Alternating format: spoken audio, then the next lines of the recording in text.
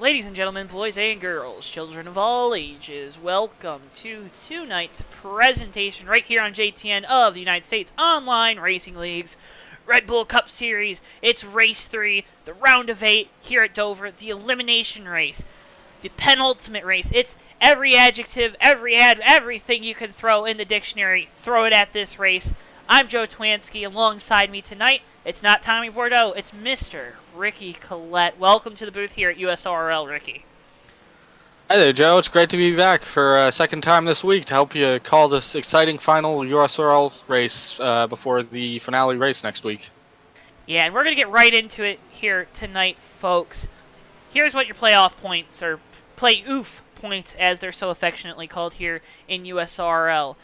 Here's how they shake out. Right now, Davey Hazard and Steven Merzlak, they are locked in to the Final Four next week at Homestead. And Ricky, that's got to be a lot of pressure off those two drivers tonight.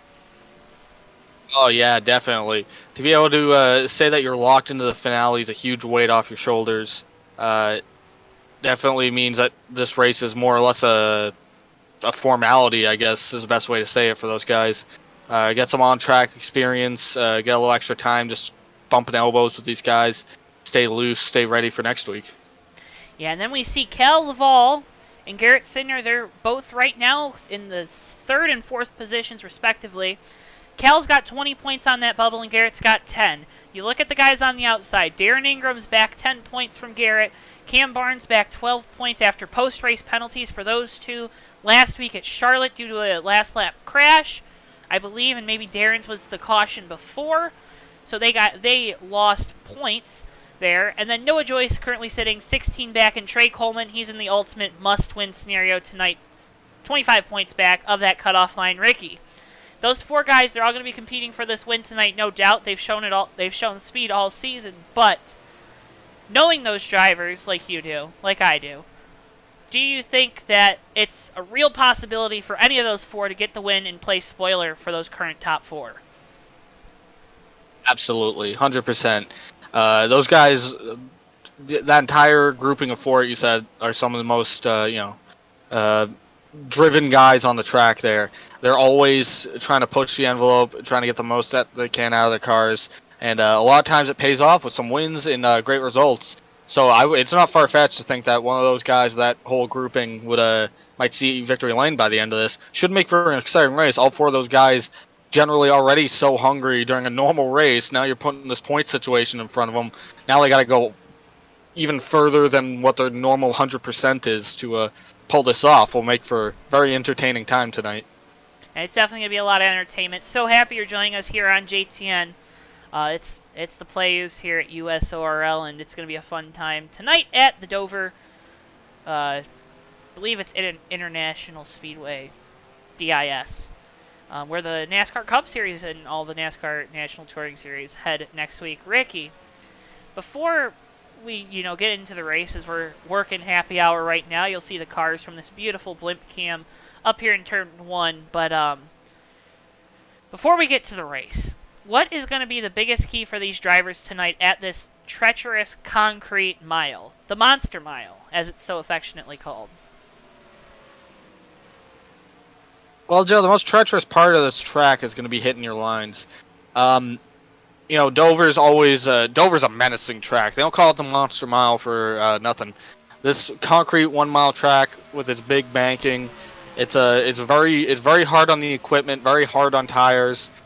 And really only has one prime area of racing, which is usually that bottom groove there going right around the track. And so for tonight, it's really going to be a matter of who can rotate that bottom the best. There's going to be a lot of hustling for real estate down there. You might be able to get one lane above that, depending on how the grips are tonight. But not a lot of usable real estate on this track for how wide it is. And it really, at these high speeds, that really makes for some treacherous situations. Yeah, and we're currently watching as he barely makes contact with the 17 car. Tonight's Autosim driver spotlight, we talked about him at the top of the show. Darren Ingram is in this beautiful red Exalta 24. he's in a position where he could make it on points, but with the short field, he's definitely going to have to most likely win the race tonight. And he's always one that's very exciting for us here at JTN.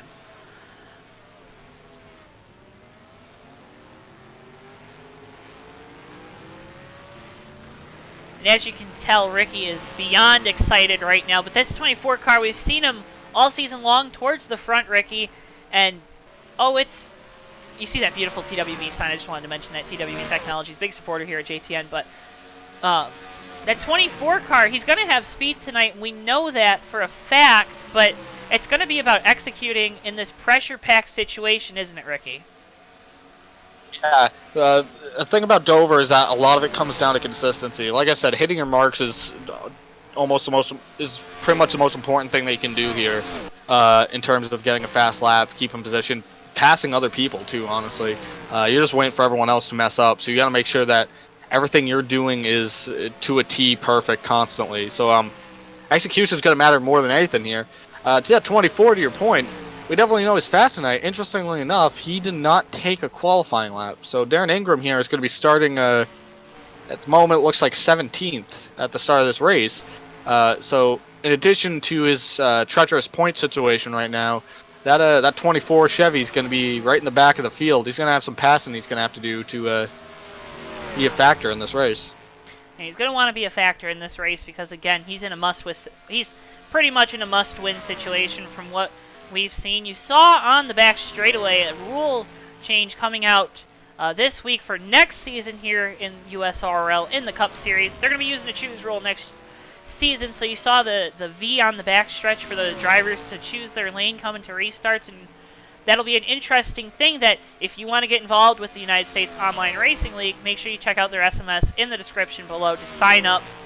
They race here on Sunday nights, they race Monday nights, Friday nights, with a plethora of great racing series. And Ricky, you gotta, having an option, especially when you can run with the same guys every week, but still having an option of different types of cars and tracks to run, that's always a fun thing in NR. Oh yeah, that's always a hoot to be able to race with guys on different mods, different physics, open setup, fixed setup. USORL kind of jumps around between all of them, so you got it makes a really wide spread, and to kind of get to sample everything is always really fun. Helps keep things fresh in a league. Yeah, and keeping things fresh is something that USORL does so great. They updated some of the signage around the track here at Dover with different, you see the TWB logos everywhere. A big supporter of JTN, Tommy Bordeaux and TWB, which is coming this fall in November. I do believe November is part of the fall, but I guess you would, at least from Michigan, and Ricky, I know you're from the Northeast, we start getting snow by then, so then it seems like the fall is about over by November. But it's going to be a great race tonight. Thank you so much for joining us. I see the viewers starting to trickle on in. Make sure you hit the like button, hit subscribe. We just hit 200 subscribers. Thank you so much to all those that got us there. We appreciate that so much here at JTN. We, again, continue to get better, continuing to strive to do better for all of our partners, all of our leagues that we're broadcasting, and that list continues to grow. You'll hear an announcement about that later on in the broadcast tonight. But again, so happy you're joining us. We're watching John Peterson, this 33. He loses it down in turns 1-2. Some TV time for that Rockstar Energy Chevy. But, yeah, Ricky, it's going to be a fun night tonight. You talked about lines and grooves. But something that we're going to have to watch is tire strategy. 200 laps here at Dover, and that's going to mean at least 3 to 4 pit stops tonight. Yep, this one's going to be a long one. So everyone at home, hope you're buckled in and ready to roll on this, because 220 laps at Dover, you're running 20-second laps here, so it's quicker than it sounds, but that's also nothing to sneeze at. And you're really going to have to be taking care of tires with how many pit stops we're going to be cycling through. It's going to be of utmost importance. Either that, or you're going to have to be betting on a ton of cautions, which, with Dover, not a bad bet to be making, but ultimately, I think patience is going to reign supreme. Yeah, it's going to be a fun night tonight here at J10. So, again, so happy as it looks like we're getting ready for the race, Ricky. And why don't you take us through our starting lineup this evening? I'd be happy to, Joe. For tonight's feature event here at Dover, Noah Joyce in the Caterpillar 39 Chevy Camaro will be starting on the front row. Cal Laval in the 12 car will be on outside pole with him. Steven Merzlak in the 4 Haviland Toyota will be in third. Garrett Sidnart in the 16 Ford in fourth. Huang Do in the 43 will be rounding out the top 5. Zach Krostowski in the 1 Chevrolet will be in 6th. John Peterson in the 33 is 7th. Ray Tussin in the Pedigree Toyota will be in 8th. In 9th will be Jesse Dalton in the 99 car. In 10th will be Matthew Steelman in the 51. Zach Webster will be in 11th in the 95 Ford. Jeff Dixon in the number 38 Chevy will be in the 12th position.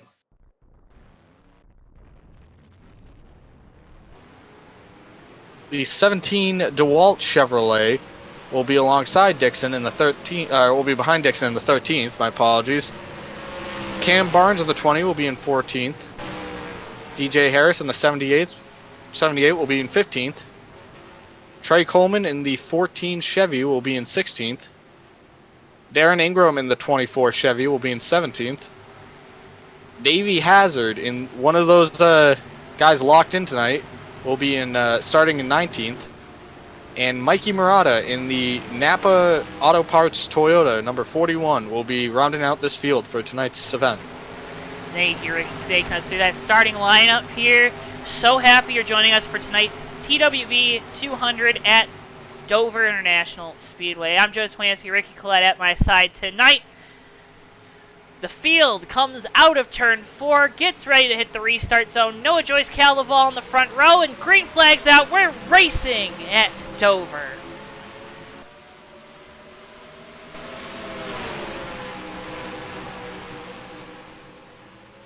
Looks like these guys are going to keep it clean coming off turn 1 here, Joe.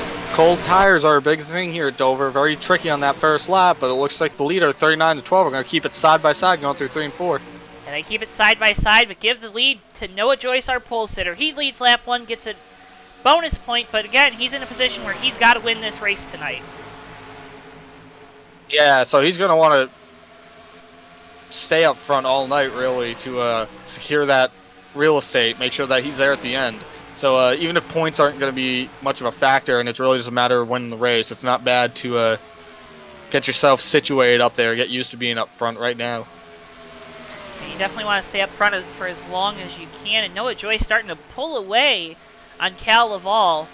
And there you see also Garrett Sidner, who is right now, if the race were to end at this moment, he'd be outside looking in to that Final Four next week at Homestead.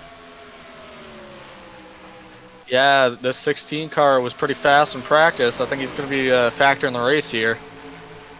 You can see he's starting to kind of track down the 12 a little bit. This top 3 really seems to kind of start to slowly splinter off.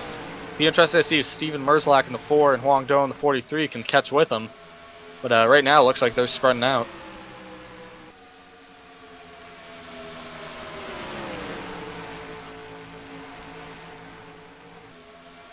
These guys doing such a great job running single file, and we're past the point where we'd have a restart. So this week we're not going to have one of those, and we see already Matthew Steelman, it looks like his car really slowed through turns 3 and 4. Big problems for that 51 machine. Oh yeah, it looks like he's blown a motor, Joe. We have black smoke coming out of that car. And that's a tough break for that Rebestis crew. That's not going to bring out a caution here. Or is it? Oh, big wreck on the back straightaway.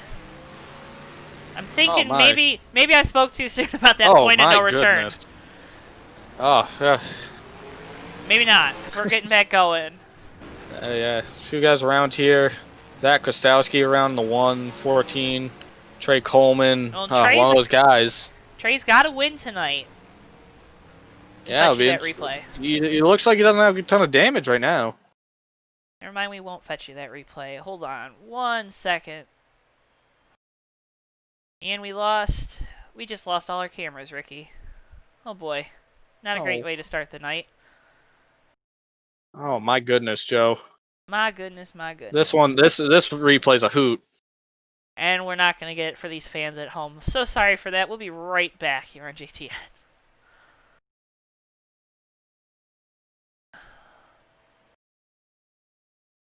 Ump absolutely punted him. And then they all seemed to be good, and then just a whole swath of cars just started wrecking behind them. This was like three wrecks in one. So the 43's around, the one wrecks. They're both around fine, and then Trey Coleman gets ran to by Tustin as he's slowing up for the wreck. So Trey's slowing up for the wreck. The 18 just runs into the back of him, and that sends him up into the 95 of Zach Webster and sends them all into the wall. And you hear Ricky explaining the wreck free here again. So sorry for all that, for those issues that we're having. Looks like a lot of soft hits here. The only really pressing one that I saw was Huang Do, which is unfortunate. That 43 was running great in fifth there. Looks like he just he just took it too hard into the turn. He enters turn one, and I know our viewers at home can't see this. His rear end just sort of kicks out, and you get to see he's sliding it until he gets to that center point in the corner, and the car just overcorrects. He saves it, but it takes him all the way up towards the wall, and then there's no grip up there, and the car just spins. He was mostly okay until, these guys kind of all piled in on him. Actually, yeah, he's not too bad. Maybe the 18 got the worst of that, but they all seem like soft hits. Well, that 18, if we take a look at it, it looks like, Ricky, that pedigree card's missing the left rear quarter panel and damage on the roof. A la Kyle Busch here at Dover a few years ago. Yeah, it looks like the 18 team definitely came prepared for this. Got a car fitting for the occasion, and seems like they want to make that wrap realistic tonight. Well, they made sure that it was set. Cam Barnes back on pit road as we're getting ready to go back green flag racing. Again, so sorry for that. Sometimes NR, if you know the sim, like a lot of you I know watching do it. Sometimes it doesn't like you. It just doesn't. So sorry for that. We're back. We didn't miss any racing action. Missed the caution there, but we reset. Noah Joyce, Cal Laval, Darren Ingram, Davey Hazard, and then John Peterson. Your top 5 here coming to the green look flag. at this. Darren Ingram, Davey Hazard just sort of got past all that and kind of leapfrogged everyone on pit road. Maybe there was some method to that madness of them starting in the back. I would assume that 24 car probably took 2 tires. Probably did or stayed out. So be interested to see how that works. Hit the gas. Green flag's back out here at Dover.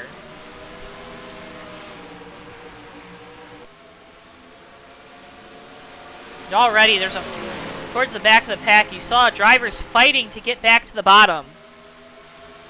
Yeah, it looks like Cam Barnes caught the field there after pitting. Oh, Davey Hazard going to the inside of the 12, and now he's making a run at Noah Joyce. There's a big wad here for first.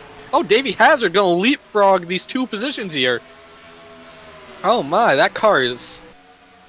That 75 Martini car, Davey Hazard, is cooking right now, because he just going down the backstretch. He went to the inside of the 12 of Lovell, passed him, and then went to go to the inside of Joyce as soon as he made the pass, and then cleared Joyce going down the front stretch. And we got another caution here on track. It looks like 33 of John Peterson, a Rockstar Chevy. Get you a replay of this. Oh, it looks like it's going to be contact. Tight racing here tonight, Joe, and you see that 38 just got into the back of him a little bit. Everyone did a great job of getting by him here. 33 doesn't look like he really, he kind of caught the inside wall, so he's going to have to deal with that, but not a lot of damage. The 78 of the DJ Harris spun as well. Looks like his was just trying to avoid the wreck, but again, just sort of a single car spin, not really any damage on that.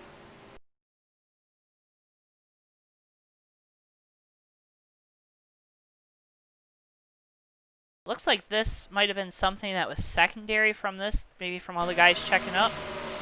Yeah, I think that second wreck definitely was.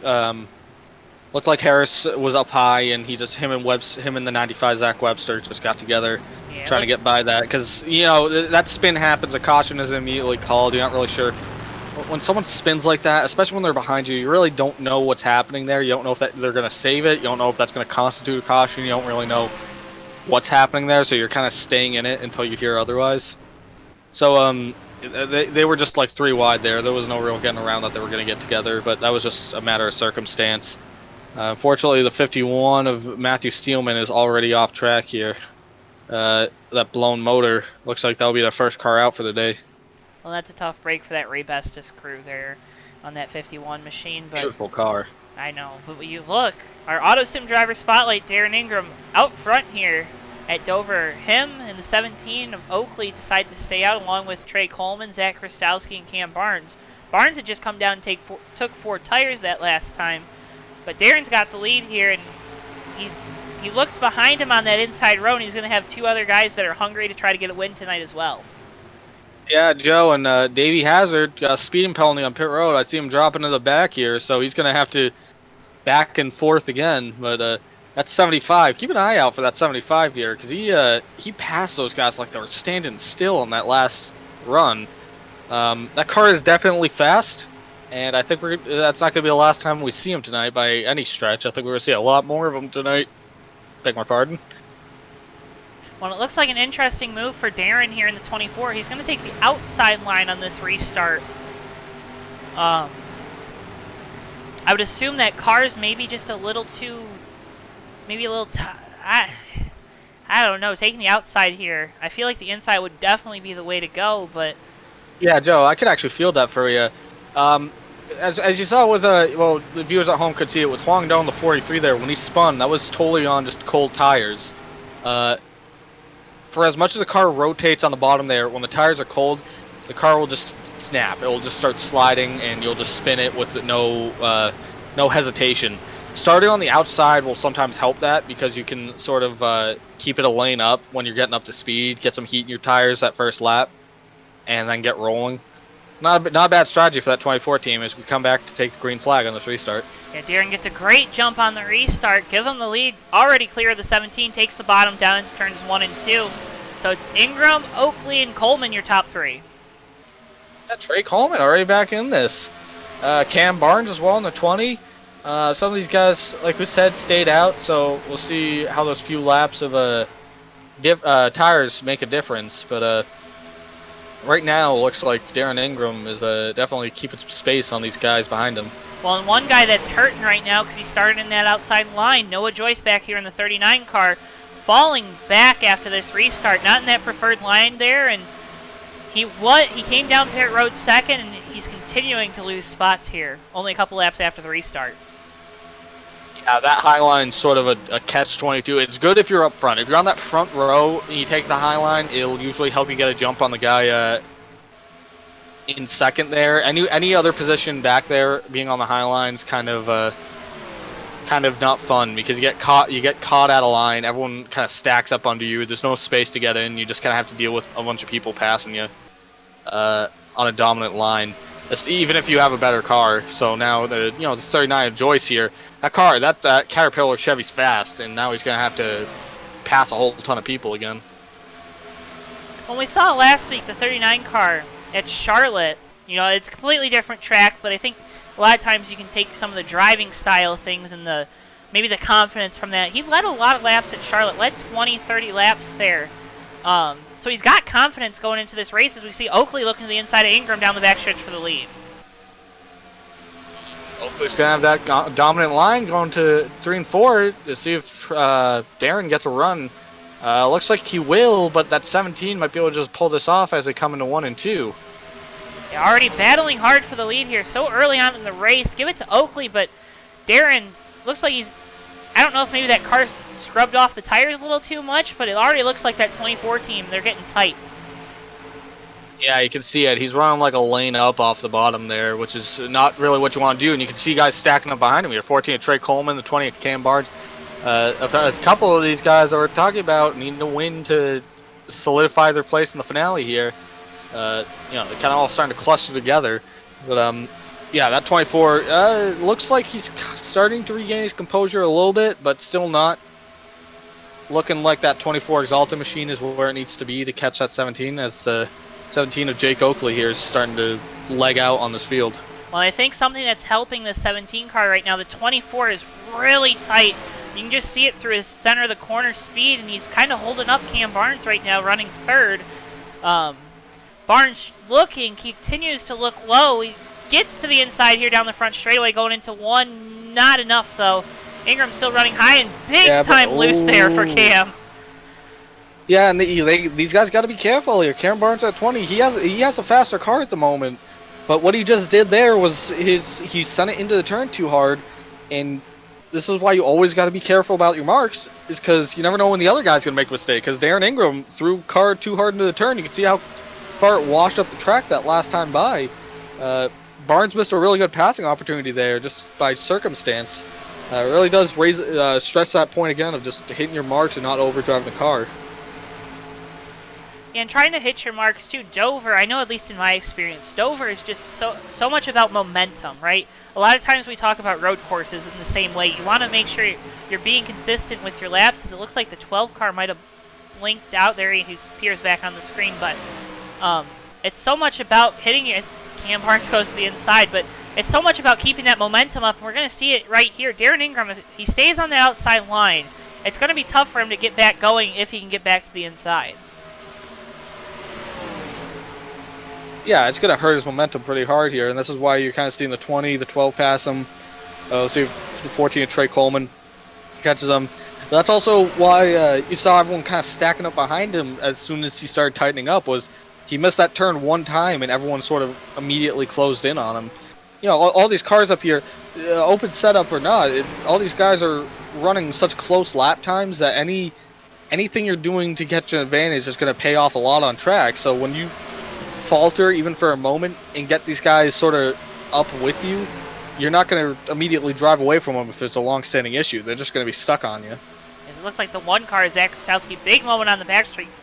Turns 1 and 2, lost a lot of momentum, and there you saw the 95 of Zach Webster. He hit the wall coming off of turn 4.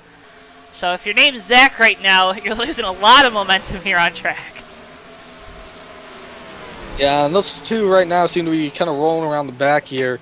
Probably don't want to be pushing their stuff too hard unless they're fighting setup issues. If this is by design and they're sort of rolling around the back right now, especially after those early incidents, might be better to keep the car in one piece for right now. Don't push it so hard that it's bouncing off the walls, because realistically, we're going to get plenty of cautions in this race. I foresee this being a busy night. Well, it hasn't been so far, those two quick yellows at the start, but we've been green flagged since working lap 30 here. So happy you're joining us on JTN. Make sure you hit the like button, subscribe. We just got over 200 subs. So thankful for all of you that hit that subscribe button. It means a lot to us here. Continue to tell your friends. Tell them to smash the subscribe button. Hit it even harder. Let's keep getting those sub counts going. We're on the road to 250 as Garrett Sidner on the back bumper of the 24. And big moment there where Davey Hazard had a big run going down into turns 1 and 2. Well, yeah, and you're going to see Davey Hazard go to the inside of 16 here. I was about to bring this to light. Ooh, Hazard kind of washes up a little bit. I was about to bring this to light, Joe, when you were done with your spot there. This 16, this 75 are both consistently running some of the fastest laps on track right now. 16 probably not the moment because he's caught that outside, but these guys are these two are picking them up and putting them down. They kind of got shuffled out a little bit on that last yellow flag, and they're starting to move their way up. That 75, Davey Hazard especially, seems to be just passing guys like they're standing still at the moment. Well, another guy you see him there behind Davey, Noah Joyce in that 39, starting to make up these positions as the run goes on. Noah, again, a very conservative, consistent guy behind the wheel, and that's going to really play out well to his favor tonight, because maybe being a little more conservative on your tires, that's going to definitely help you in the long run, with Dover just being known for eating up the rubber, this Goodyear rubber. Yeah, and speaking of lap times up at the front here, Joe, Cam Barnes racing with the 17 of Oakley, but Cal Lovell in the 12 running probably about 2/10 faster than both these guys in front of him, just by proxy of the tires that he has on that car, fresher tires. And he's up side by side with Cam Barnes right now for second place. I imagine he's going to be catching that 17 very shortly if he can clear the 20. Yeah, they're still side by side. It looks like Cam lost a little momentum through the middle of the corner. That's going to allow Cal to slide up into second place in that beautiful AAA machine. And I mean, I'm sure Cal wants to win too, have a lot of momentum going into next week at Homestead, but he's just got to have a good night tonight. No wrecks, no damage to the car. Bring it home in one piece, and he's definitely going to be advancing onto that Final Four. And the 38 is around to turn 2. Oh, Noah Joyce backwards into the wall. Oh, 41 of Mikey Murata goes for a slide. He'll keep it off the wall, keep it clean. Looks like that's a 2-car incident, Joe. Well, that's going to bring out our yellow here, but Noah Joyce in the 39 machine around in turns 1 and 2, and that's going to bring out a yellow here. Mikey Murata also involved. Ricky, I saw Mikey's car, so, but tough break here for Noah. He had a good car tonight, and backing it into the fence is definitely not going to help. Yeah, and the bright side, Joe, it looks like he kind of kissed the wall with his driver's side. It didn't look like it was a big, NR, you don't want a front end or rear end collision. You could kind of smack the wall as many times you want with the side, and usually it doesn't do a whole ton. Usually that's repairable. So, 39 might have got a little lucky there with how he hit that wall, but very unfortunate. I was about to actually bring light to that too. There was a big wad of cars there. It looked like Darren Ingram was holding up a few guys with those handling issues. 39 was to the inside of him and just took it into the turn a little too hard. And like I said, this track's treacherous. That low line, when you enter that turn low, if you have the car loose enough, it's just going to over-rotate and you can't control it. And that's what we just saw happen with the 39 there. As we go on board the Napa visor cam with Mikey Murata, thanks to Mikey for putting on the visor cam tonight, but you saw the 99 of Dalton just ran into the back of them, nowhere to go. They're running so close here at Dover, and a tough break Mikey sent around, but also another guy that it looked like he might have some, maybe not significant damage, but he's definitely going to have some cosmetic damage. It's that 16 of Garrett Sidner. Yeah, he got the wall a little bit. I don't think it's a huge deal. He just sort of side slapped the wall, but he very lucky that 16 car. That could have been much worse. Where that 39 spun out, if he was a little bit further back, even just half a car length back, that 39 would have just taken him right into the wall with him, and they probably would have been both out of the race. So very. That was about as lucky of a wreck as you're gonna have here at Dover. And I expect that we'll see both those guys back up here as the next run progresses. For sure, and it's going to be Oakley and Cal Laval on the front row for this restart. Cam Barnes, Davey Hazard, Darren Ingram, your top 5. Trey Coleman rounding out that top 6. Huang Do 7th. And Zach Webster is going to be 8th, 9th. Zach Krostowski and John Peterson, that 33 machine, 10th. Noah Joyce, though, he's going to start 12th. We saw he had troubles on the outside earlier in the race, now starting towards the back. That outside line, though, I think one thing also to consider with it tonight is maybe if you're towards, closer towards the back of the field, that outside line might not be as much of a detriment as it is if you're lining up, say, 5th, or not 5th, you're lining up 6th, 8th, in that range, if you get what, if you catch my drift, Ricky. Yeah, I get what you're talking about, and I think you're correct about that. The further up you are, the harder these guys are racing. Everyone kind of sees that, that carrot on the stick there. So they're racing a lot harder up front just because they can see where the leader is. If you're starting, 15th out of 18th, a lot of those guys back there, they all know that there's a lot of guys to pass. There's no point in getting too aggressive, so they're gonna cut you more slack back there than some of these guys up front. And I think the stakes are a lot less for losing some spots up back there as we go back green flag here. Yeah, not a good restart for Cal on the outside line. He kind of jumbles up Davey Hazard, but that's going to allow Trey Coleman to get to the inside here and maybe make a move on that 75 and 12 as the 20 car makes a big move to the inside down the back straightaway for the lead. That's Cam Barnes. Yeah, Cam Barnes coming to the inside here. An important thing to note, Joe, these guys all just pitted, so now we're kind of even back out on tires. You're interested to see Cam, big moment off the corner, sorry. How these guys are on even footing. Davey Hazard look to the inside of the 12. Oh, 12 goes way up the track. He's going to be... Oh, he is loose up there, too. Davey Hazard and Darren Ingram look like they're going to get to the inside of that AAA Ford as Cam Barnes is going for the lead again here in turn 3. Yeah, still fighting for that lead. That outside line can kind of hang around for a bit, but give Cam Barnes the lead off of turn 4. Oakley in the wall also. That's going to allow Davey Hazard to move up second. That is so hard off turn 4 to keep the car going. That's kind of why that low line also is such prime real estate, man, is that you have so little room to run off the turn. For as wide as these turns are, that those straightaway walls come out of nowhere. It's so easy to smack the wall coming off the turn if you're pushing the car too hard. As we're now single filed out here, finally on this restart, the boys starting to settle down a bit. But we saw a lot of fall off that last run where we got that decent chunk of 20 or so green flag laps.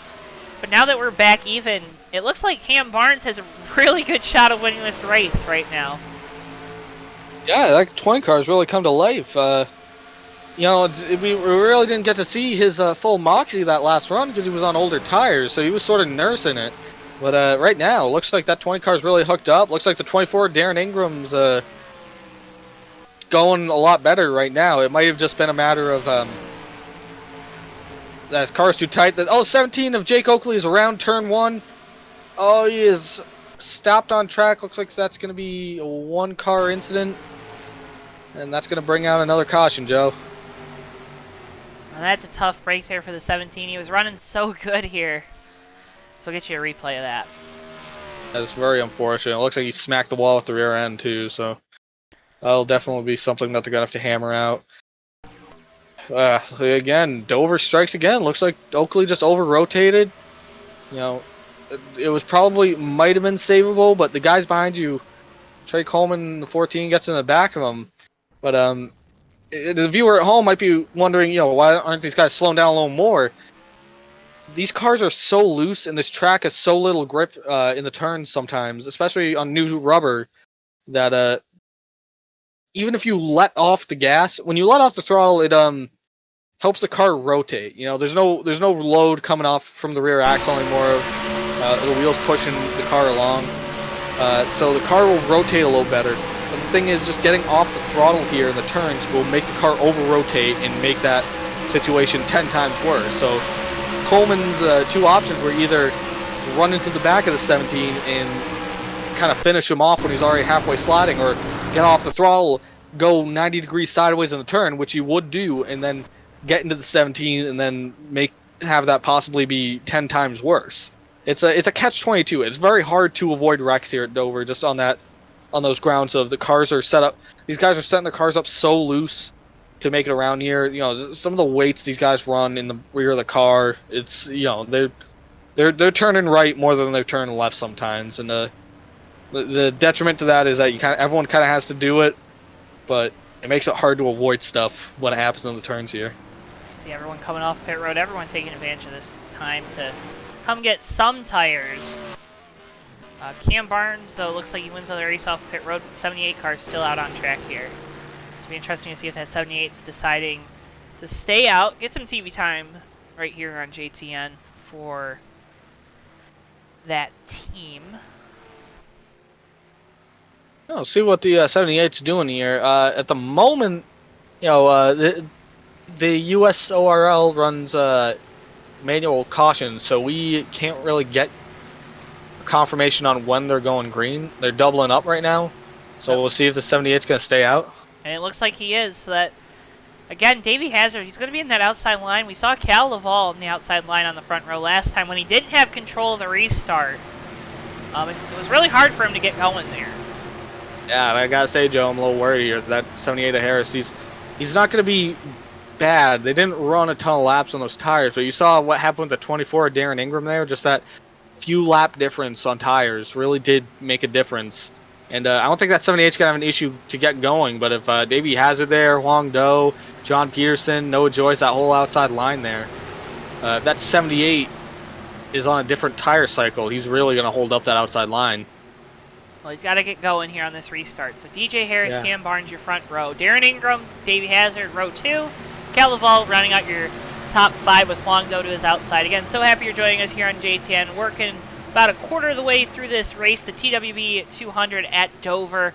Again, I'm Joe Townetwork, Ricky Collette at my side tonight for the in place of Tommy Bordeaux, and we see Tommy in the chat. They wait, green flags in the air, we're back racing at Dover. Again, that car that doesn't have control of the restart, Cam Barnes, looked like a little bit of wheel spin there, but he's going to still be the inside of DJ. Oh, Davey Hazard! Big moment for that 75. Oh, how did he save that, Joe? You took the words right out of my mouth. Big moment for Davey, a big save nonetheless, and that's going to keep that 75's day alive as Darren Ingram looks for second under DJ Harris. So we can keep beating that drum all night. Oh. Cold tires. Oh, Oh! that 33 John Pearson long dough. And it looks like they'll... We'll keep it going. They're in the wall. They probably got damage, but that 78 DJ Harris is off pace as well. Oh, he's got big damage to the right side. Oof, that right side is caved in. What? Yes. Oh, looks like the 78 just got into the side. The 78 and the 24, Darren Ingram actually got together, and the 78 just took a hard right into that wall. Well, again, that's been the product of the close racing here at USORL. Probably close racing in Dover too. Just this is a tough place. Like I said, they don't call it the Monster Mile for nothing. You're really on the ragged edge constantly, and it's very hard to sort of keep your own against other guys and sort of keep your fenders clear. Cam Barnes has got to be absolutely loving this though, because look at how much of a gap he's spread out on the rest of the field right now, just by the fact that he wasn't having to deal with any of that.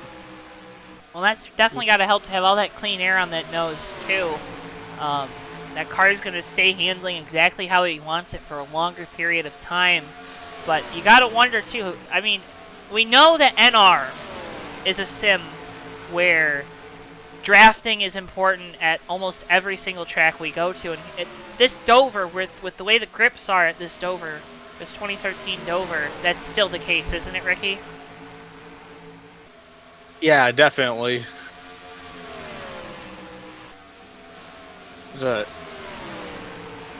Looks like it's very tame right now at the moment. Everyone kind of single file. I'm not really seeing any big action on track at the moment. It's first to 17th. The only battle on track right now is for the 17th position. It looks like DJ Harris, unfortunately, is getting passed by Ray Tustin, the 18. That 78 looks like it's limping a bit. He might not be up to full song. He took a pretty big hit there, so I don't know if that car is... I think he needs a caution to get that repair done. Well, the other guys that are going to need a caution to get their repair done, Peterson and Huang Do, they're gonna need a caution because they also have big right side damage to those two Chevys. Yeah, and I think theirs is not as bad as we saw on that 78. It's probably hurting their aero a little bit still, but they at least kind of hit it, you know, door flush to the wall, so to say. The 78 sort of went hard right, you know, right front fender first in the wall there. You know, a lot of times just how you hit that wall, you know, plays a big factor in how much that actually affects how your car's handling. Because, you know, you flatten out that right side, you're taking away downforce, but at least it's still, you know, level and everything. So right now, Cam Barnes is still your leader. Darren Ingram, Cal Laval, Trey Coleman, and Zach Webster, your top 5. Ryan Pace in chat here is asking, why do they call it the Monster Mile? And, well, Ryan, it's because there's a monster living under the track. Hey, it comes out once every 7 years, and they usually need to feed it a sacrifice of some sort to appease it. That sacrifice is represented by a race car outside of the track. But usually that sacrifice is in school children that come to the local track. They're usually between 1st and 5th grade from the local area. And they just kind of lead them down into the basement of the track and make sure that monster is appeased, so we can continue to get you great racing action. You know, the prices that you're willing to pay. It really shows what this Dover International Speedway, celebrating its 51st year, what they'll do to provide great racing for all the fans at home. Ricky, I just wanted to let you know he writes, "Oh good heavens," and I mean, yeah, Are you a little what? Too? I just read what the track gives me, Ricky. I'm just. Yeah, well, we should we gotta check that. I think someone's playing around with our track notes here. New studio, new bugs. We got a few interns walking around getting coffee. Someone might have slipped a note made in something or two. up. We'll get a fact checker on that about the monster under the track. But it looks like Cam Barnes here keeping a good lead on the 12 of Laval, but the 12 is starting to close in. He's about 8/10 of a second back, down from about 1.4, which was the maximum that spacing was after those few incidents on that restart. Looks like Cam. Looks like we got caution.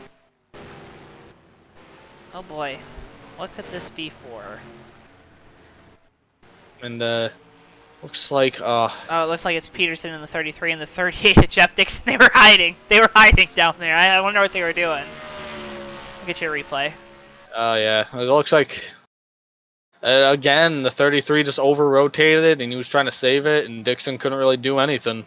And 16 Garrett Sidner gets a little bit of that, not a ton, but Dixon and Peterson both took a hard hit there. That might be all she wrote for both of those two. I would think more so for the 33 car. Peterson, a lot of damage already to that machine, but that 38 took a whale of a hit to that outside of wall. I can't imagine that. They might be able to knock it out, but I said this during Hobo last week at Michigan, or this week at Michigan. But you get a rear end collision. You're knocking that spoiler out of the air, and tracks like, and I say this because that Michigan was much like this. Tracks with cold tires, if you don't have that rear downforce, the car is borderline undrivable. And Tommy Bordeaux, watching from actually Michigan right now, in chat, working on the road, coming in chat with a message saying that if Cal leads this lap, he is mathematically locked into the top 4. So if Cal leads a lap, I should say, beg your pardon. So if that 12 car, I believe that 12 car's already led a lap, hasn't he? I would also like to point out that just to make sure that we're, if Cal were to lead a lap and there isn't a new winner, he would be mathematically locked into that top 4. But right now, the 16 of Garrett Sidner, he'd be 11 points back if Cal's led a lap, which I believe he has, Ricky. I think he has. He's been up front so much. I would assume at some 65 point. laps, I can't remember. But yeah, he's got to have led a lap at some point. So it's definitely a good position for Cal, but he doesn't want to see a new winner, especially if something happens to that 12 machine. But we've seen all season that Cal's been able to rebound, and he constantly gets good finishes here. Yeah, definitely. That 12 team knows how to rebound. They're some of the best in the business over here at USORL. So I don't think it's too big of a task for them to make sure that they're where they need to be to mathematically point their way in. Make sure no one new wins this tonight. Cam Barnes seems to won the race off of pit road over that 12 car. Another huge shuffle in the lineup, it looks like. About where the top 5 was, looks like is where they stayed coming off pit road. Yeah, so it's going to be Cam Barnes, Cal Lavelle, row 1. Darren Ingram, Davey Hazard, row 2. Row 3 in the 5th place position, Trey Coleman just kind of sneakily up here in the top 5 all night with Zach Webster to his outside. Steve Merzlak, last week's winner at Charlotte, is on row 4 with Huang Zhou to his outside, and Noah Joyce rounds out that bottom lane up through the top 10, restarting 9th, and I believe that's Sidner in the 16 to his outside, restarting 10th here. So yeah, keep your eyes set 14 too. One of those guys that's got to win to get into the final 4 here, just like Darren Ingram. As these guys start getting up to the front and they'll start clustering together, these must-win guys. They're going to be entertaining to watch because they're not only fighting the rest of the field, they're fighting each other right now more than anything. Yeah, and they're fighting for this win. Green flag's back out. Cam Barnes gets a good restart, but Cal Lavelle hanging tough on the outside. Not for long, though. Give the lead to Cam Barnes off turn 2. And just see what Barnes does here. That 20 car has been good in clean air, but Davey Hazard in the 75 looks like he's hooked up on that outside line in 3rd place, racing side by side with Darren Ingram. Well, he's got Darren to his inside, and he's got Trey Coleman behind him, and we know that 24 and 14, they work very well together. So I would assume that Trey's going to do as much as he can to try to help Darren, even though they're, like you said, competing to try to get this win, both in must-win scenarios. But they continue the battle for 3rd here. Darren Ingram on the inside, Davey Hazard on the outside. Yeah, it looks like Ingram's going to prevail for the moment, but he's going to wash up the track here going into 1 and 2. That's going to give Davey Hazard the door that he needs. Trey Coleman's probably going to push him down the straightaway here. Oh, Coleman actually goes to the outside. It's some of these strategies, Ricky. We always talk a big. Oh, they almost made contact off turn 4 there for 3rd, but strategy is Davy's washing up a lot down in turn 1 right now in that 75 Martini machine, but the strategies too, especially in NR, we've noticed, more so than in real life. And even then, a lot of strategy too involves how you race people and when you race people a certain way. There are guys out here that you're going to race differently than others, but there's also different times in a race where you might race a guy a little more aggressively or be a little more laid back to try to save some of your moves for later on when the pay window opens. Yeah, there's definitely times you want to pick and choose your battles, Joe, but it looks like that 12 car is picking his battle right now to the inside of Cam Barnes. They've been racing side by side for about a lap and a half here. Looks like that 12 is actually going to prevail coming off turn 2. Yeah, give the lead to that AAA machine. The 12, Cal Laval, goes to the lead here, working lap 72. Yeah, just because our stat board didn't have this recorded, we're seeing the 12 lead a lap right now. So mathematically, he is in. If a new winner happens tonight, then that might change. But for the moment, that 12 of Cal Laval is in the final 4. Looks like he gets a little loose coming off of turn 4, though. Yeah, the exit. Or turn 2, my pardon. Yeah, the exit there. You don't want to, guys. They don't want to exit that low off the corner because you want to keep up the speed down the back straightaway, and you can't do that very well when you're in a two-wheel slide coming off the corner. But he maintains his lead here. Cam Barnes in second, Davey Hazard third, Darren Ingram fourth, and Trey Coleman rounding out your top 5 with Merzlak hounding him for the 5th position, running 6th. And we see Steelman riding in, Matthew Steelman, driver of the 51 Rebestis car, riding in to the chat. He wants to thank Rebestos. Rebestos? They used to sponsor you, Ricky. Rebestis. Rebestis. I learned this at PR meetings. Yeah, I just wanted to make sure, we're working on our broadcasting skills, our vocalization skills too. But he writes in his Rebestis brakes. He wants to thank them for doing a good job of stopping his car after the motor blew up 5 laps in. Oh, car round turn 1. It is the 39 again of Joyce. Looks like it's going to be a 1-car incident, or probably be under caution again. Are we not? Nope, we won't. So we're not under caution. Nope, single car spins don't bring out a yellow here at USORL. So tough break for Noah Joyce. While there isn't a battle for the lead, we'll get you a replay of that. Yeah, it actually looks like nobody touched him. Just kind of went around on his own. Very unfortunate for that 39. That car's been fast, but I think it's been kind of beaten and battered around here before even halfway point. He's probably not running a full song or running on an aero detriment at the moment. It's very unfortunate for that 39 team because they definitely had some speed in practice and qualifying. Yeah, you just see all those marks down the back straightaway, or rather in turns 1 and 2, and it really shows how much trouble these drivers have had with the car breaking loose on them on the entry of 1. Yeah, it's a very tricky spot, and it very much is. It's almost rhythmic. You gotta. How much you want to challenge it is up to you, but the more that you challenge, you play fate with spinning around like that, the faster you'll be. Mm-hmm. So it's very much... Oh, 33, John Peterson around on the backstretch. Again, looks like a single car spin, so I don't think there will be a caution as these guys coming off the backstretch. They're going to catch the 33 here. He's on the apron, so he should be off track. Yeah, well out of the way of our leaders. And we see Davey Hazard closing in on this battle for the lead too. Cam Barnes, though, he's stuck close to the 12 of Cal Laval. And I'm starting to think that this 12 car might be getting a little tight. As you're seeing, he's starting to drift up the track a little bit. Yeah, and we saw that with Darren Ingram earlier in the 24 when he was up in the second on those old tires. As soon as you start tightening up, you kind of move a lane up just because that's how far down as you can get for the car before the car starts to push. And Cam Barnes will be going to the inside here. Wouldn't be surprised if he pulls off this pass rather easily. There he goes, going on the backstretch. But Davey Hazard might even be able to leapfrog the 12 here, so it looks like he's closing in. Yeah, Cal's car is really going evil on him here. It's just, you can just tell that car's starting to tighten up the way that he's starting to come off the bottom of the racetrack. You see here, he's kind of, Davey Hazard a little higher there, but then works back low. He's really trying. He's forcing that car, Ricky, to try to take that bottom lane here. Yeah, he definitely is. And the funny thing is, this is kind of why Dover is such a balancing act. Is that you saw how wrecking loose these guys are early in the run, and yet they're still tightening up. Like you still see the 12 car here. Still see the 12 car here, and he's like, he's still running a lane up off the track.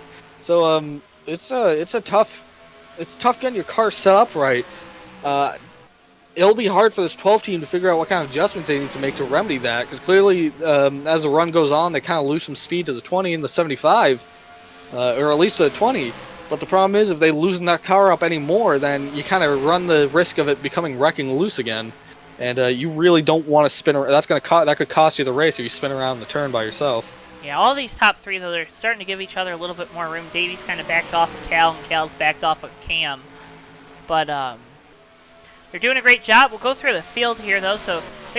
Oh, Cal, looks like he blinked out there. Looks like the 12 is... Oh, there he is. 12 right. car having some transponder issues, but it looks like he's back and ready to rumble. That was scary for a second on my end. I was like, oh no, I lost it. I lost the internet, but you know. Yeah, no, I saw that too. Real quick here. Oh, Cam, big moment, big loose through the center of the corner. That's going to allow Cal to fall to the inside down the back straightaway going into 3.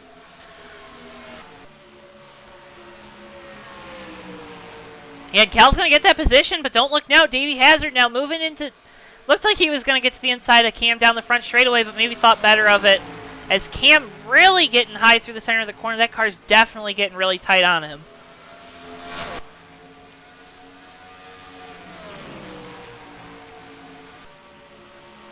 Davey now looking to the inside through 3 and 4. Hazard and Barnes, inside, outside. We got a white and red and a blue and white car, and Cam still continues to hold that position off of 3 and 4. That outside lane, Ricky, it looks like maybe it's a little better through turns 3 and 4. Yeah, it looks like 3 and 4. You can definitely hold a little better on that outside line. I think that comes down to setup too. The way some of these guys are kind of have their cars configured for the moment, especially with how loose they are. It might help a little bit in 3 and 4 to be able to run a little higher. I think 1 and 2 is a little sharper than 3 and 4, at least in terms of how quickly you wash up towards the wall. So I think it would make sense that the high line would be a little more usable up there.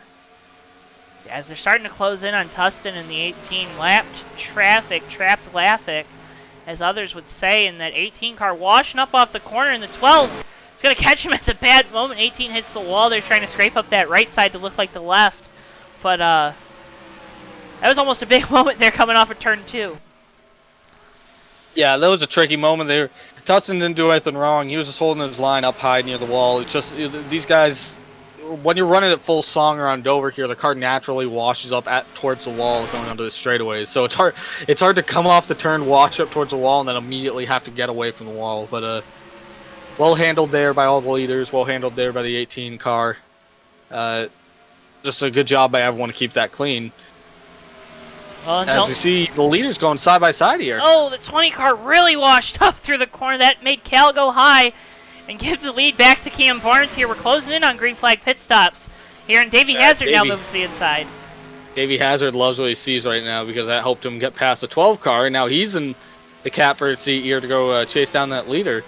He's been trucking away. We haven't seen that 75 technically leading yet tonight, but he keeps finding his way up in that front grouping, so I think we'll see him battling for the 20 here. We'll see who's got the better car, but I think he was just waiting for those guys to kind of slip up and just sort of get by him. Well, and how much of that, too, is Davey knows he's going to Homestead next week. He's known for 2 weeks now that he's going to be competing for a championship here in USORL. Does he really push the issue right now? Because all he's really going for is the glory, the fame of winning here, the TWB 200 at Dover. On paper, the rational thing maybe, yeah, to just sort of hang back and just sort of, not race people, but wins are nice. You ever see a trophy? The trophies are cool. I don't have many trophies. As a driver, I'd rather be winning. So I think Davey Hazard here should be going all out to get that win. I think that's expected of everyone that's racing here. You're coming here because you want to race and you want to win. So no reason to sort of just lean back and do nothing. I think, oh, that's Oh, Davey! 75. Oof, Big my moment, word. big lose. See how Lucy's got that car running.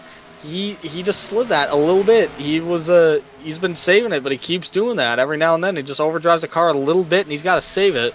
But kudos to Hazard there, because that's so hard to do to save a car here at Dover. And he's holding You up see him this kinda wash 39 up and the Noah track Joyce. Yeah, I think Joyce is on fresh tires. Yep, came down pit road. So there you see just the difference between new and old tires. That 39 car makes quick work of the 75. Anyways, Ricky, back to the trophy thing.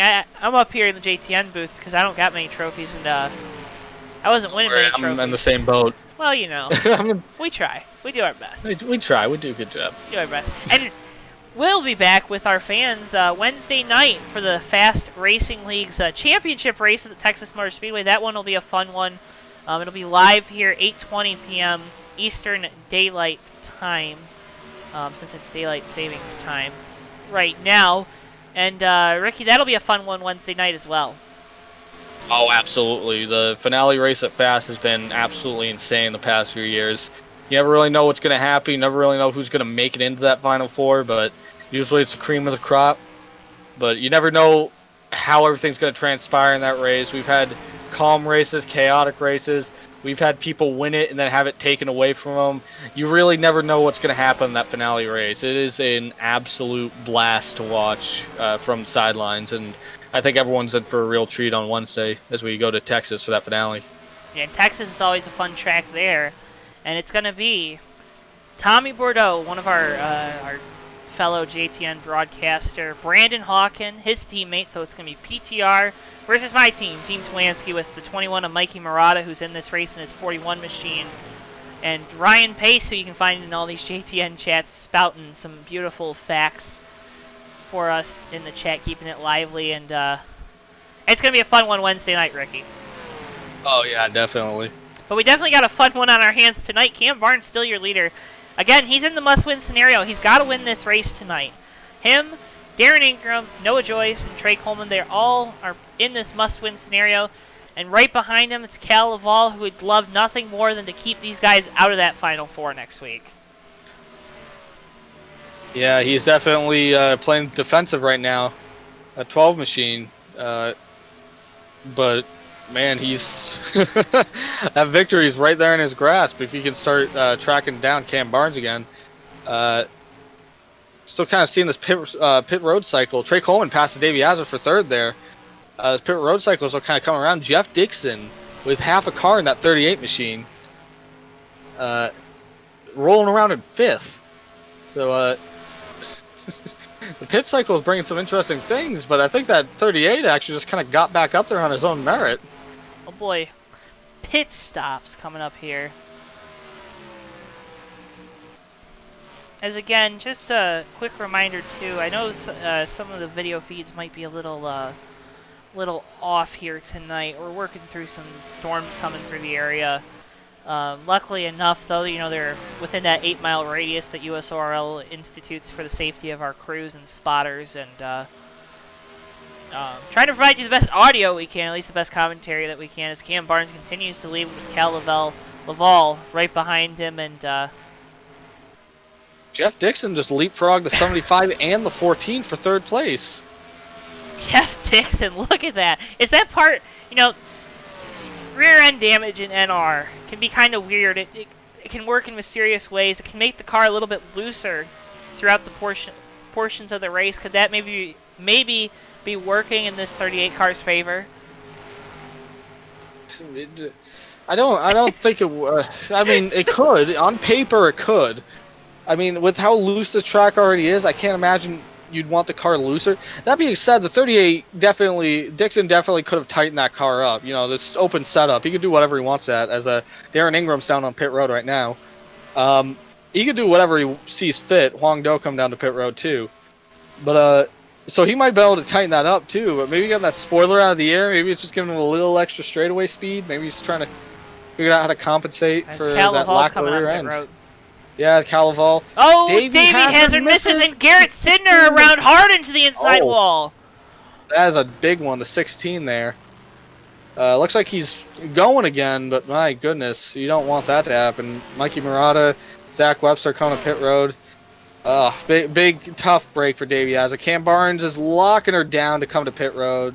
Jeff Dixon coming in behind him. Really aggressive, made up some time there coming to pit road, but Oakley looks like he might have missed pit road. Yeah, that was unfortunate for Hazard. It won't break his race, but my goodness, that's definitely a setback that you got to deal with. Jesse Dalton looks like he might have missed pit road as well. Yeah, all these drivers he's going to lose positions on that. Yeah, he's going to lose spots on that, so he'll have to kind of fight for those back. And he was in pretty prime position there. All 17 around in the wall gets out of Oakley. Well, at least he'll make it to pit road. Positive. We think positively here at JTN, Ricky, and he made it on pit road. Yeah, but that wasn't a one-car incident. He locked him down, I think, trying to come to pit road, and the 78 of DJ Harris just couldn't stop for him. Well, it looks like we're staying green right now. Yeah, that's interesting, because that was definitely a contact incident. But that might happen so quick, maybe they weren't able to get on the button. That got resolved very quickly, too. So sometimes that happens, too, where you kind of have to take it by ear. And it's, it's not a whole ton you can do after the wreck's done, because if you throw the caution, it's like there's no caution to the drivers at that point. Right. So you kind of just have to keep rolling. You got to roll with the flow. Yeah, some leagues do it differently, but a lot of times it kind of comes down to just sort of taking the hit and saying, oh, we missed it, and then just kind of keep the race rolling.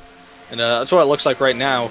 12 car seemed to get a pretty good gap here on the 20, and the 20 seemed to get a pretty good gap on the 38, so it looks like they're going to fall kind of spread out here as we come off of pit stops.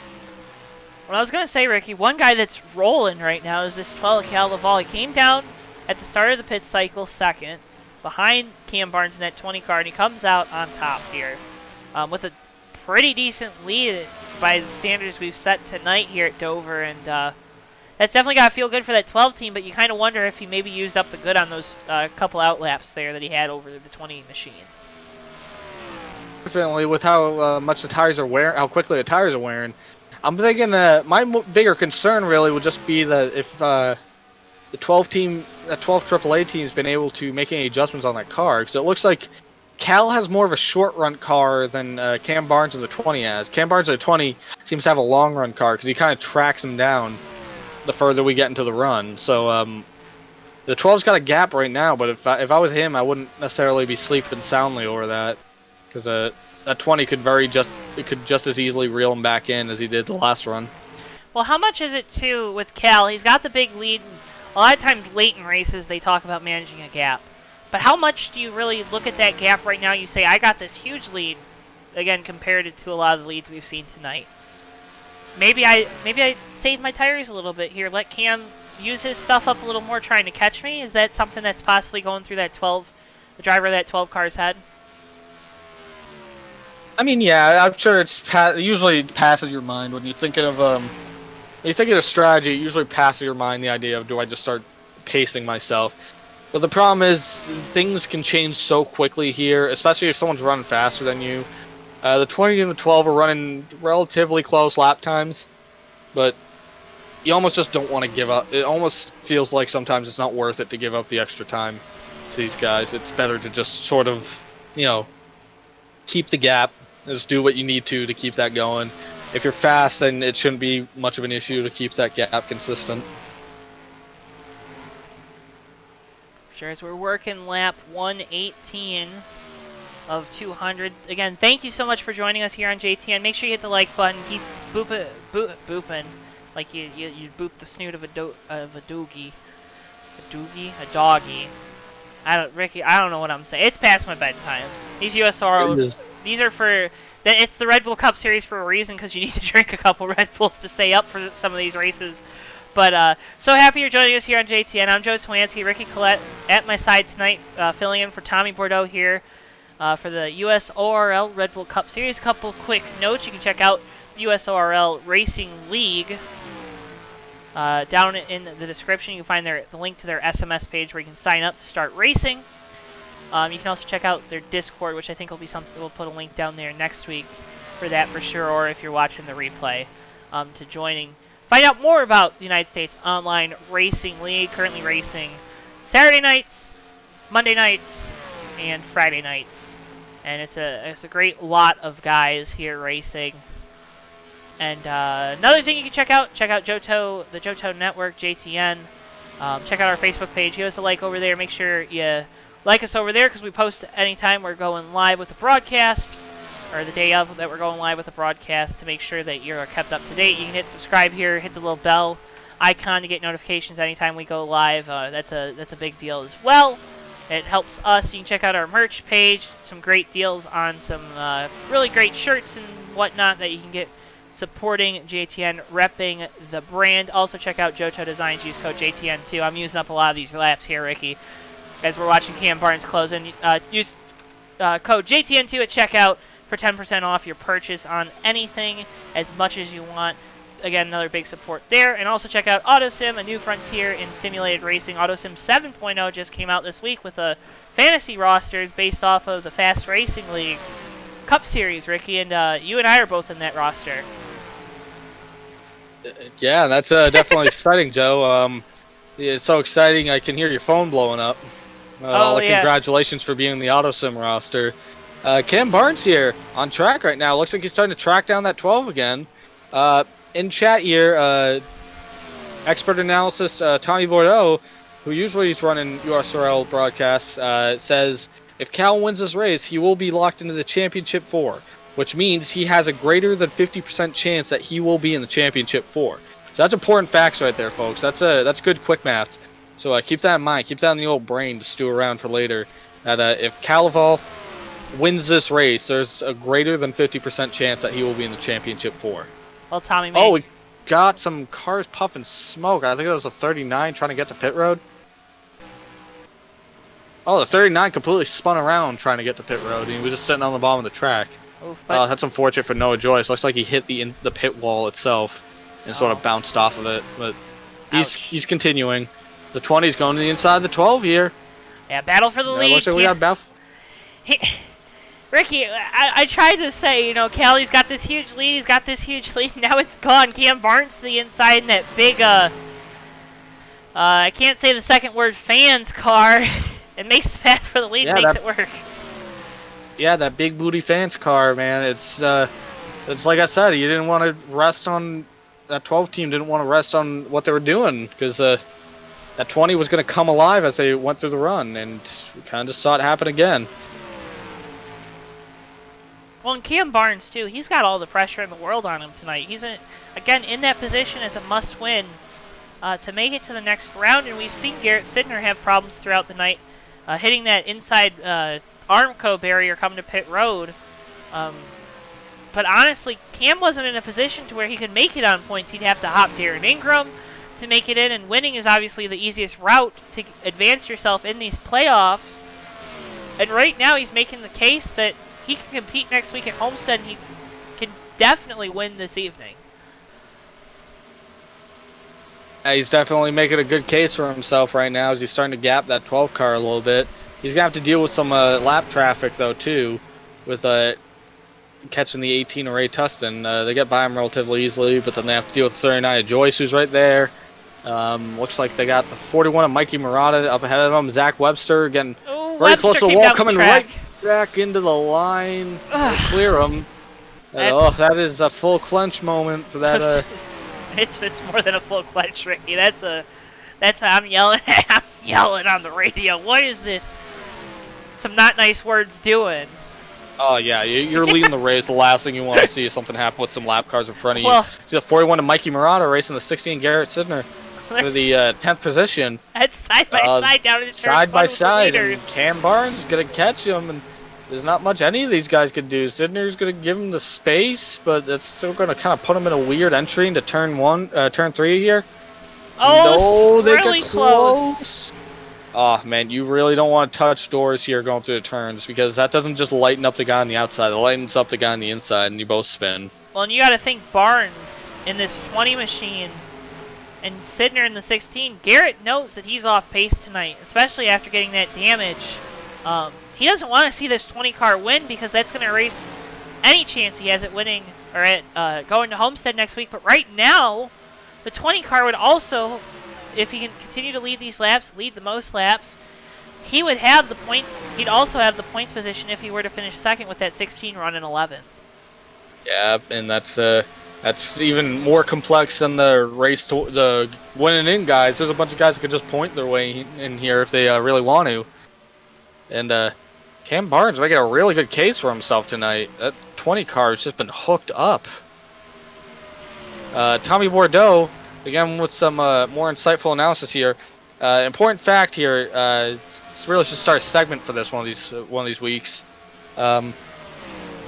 The driver who wins the race will be the winner, which Tommy makes a good point here, and I don't think we hadn't really considered that. I don't think we discussed it. Yeah. I think it was in my pre-race notes, but we decided to forego mentioning it. But that is a true fact. Yeah, I don't know, the producers up in the truck didn't like it. I don't know, something about upsetting a sponsor. You don't talk about Bristol like that. But that is true. The winner of this race will be the guy that finished first. And the winner of this race will be the winner. So that's very important to remember as we come around here, coming down the back straightaway, lap 138 at 220. It is 11:56 at night, Eastern Standard Time. We are very tired here at JTN. It's been a fun race, though, here at Dover, Ricky. And again, so thankful that everyone's joining us. We're seeing those concurrent viewers starting to pop up. You see the playoff drivers on your screen. 75 and 4 cars locked in by virtue of their wins at Watkins Glen for Davey Hazard in the 75, and Charlotte last week for Steven Merzlak in that 4. You can check out those race replays right here on JTN. You can also check out all of our other broadcasts, race replays as well here on JTN with the Fast Dash series. We started broadcasting last week. We broadcasted for the Hobo Racing League Cup series. And another new league we're adding tomorrow night, 8:20 p.m. Eastern Date Time. You can check out JTN for the premier race of the Bandit Racing League at Daytona, the Southern 250. It's going to be a fun one there at Daytona, Ricky, and I know you're going to be tuning in for sure. Oh, definitely. Oh, we got a wreck. We got 39 again around in turn 1. Turn 2. And I'm thinking that's going to bring out yellow because there was definitely contact there. He is stopped on the track. They got to bring out a yellow because he's in the middle of the racing surface. I don't see anything. They really, wow. Okay, yeah, now they're bringing him down. Yeah, there's a car stopped on the racing surface here. It was a good call by USORL officials to call that yellow because at 39, no Joyce, just been having such a heck of a night. Started so good, it went so bad so quick. But it looks like he just got loose in turn 1 again. That 39 car had been wicked loose there, as you would say, Ricky, because you're from Boston. Yeah, and it was just by chance. A 78 of DJ Harris was just in the wall by chance there. So really, yeah, that was a one-car spin, but just where he was on the track, there wasn't that 39. He did the right thing, holding his spot there, because I know they don't usually throw yellows for a single car spin, but it's either you come down the track and you get caught in something, or you stay where you are. And I think the last thing any of these guys want to do is pull in front of a leader, or any of these guys on track, and get T-boned at 180 miles an hour. So a good call by the officials to throw a yellow for that. We'll bring us over to pit stops here, as we're This changes everything, though. Yeah, it does. We're what, like 80? It's just, I think, like 79 laps here to the finish. What? Yeah, 142, 220. It's 200. Because remember, the United States Autoline Racing League, they have overtime here in their league, so they have those extra 20 laps. So it's 200. So TWB. So it is 60 laps. So we are 60 laps to the.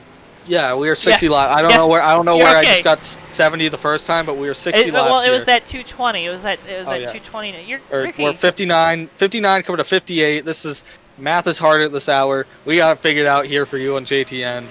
Doing some quick math. Well, I'm glad we're both engineers, right? We're both engineers.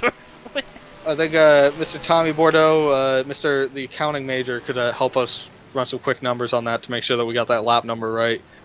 But if not, I think we got it. Ricky, I love you, man. You're doing a great job up here. My eyes hurt.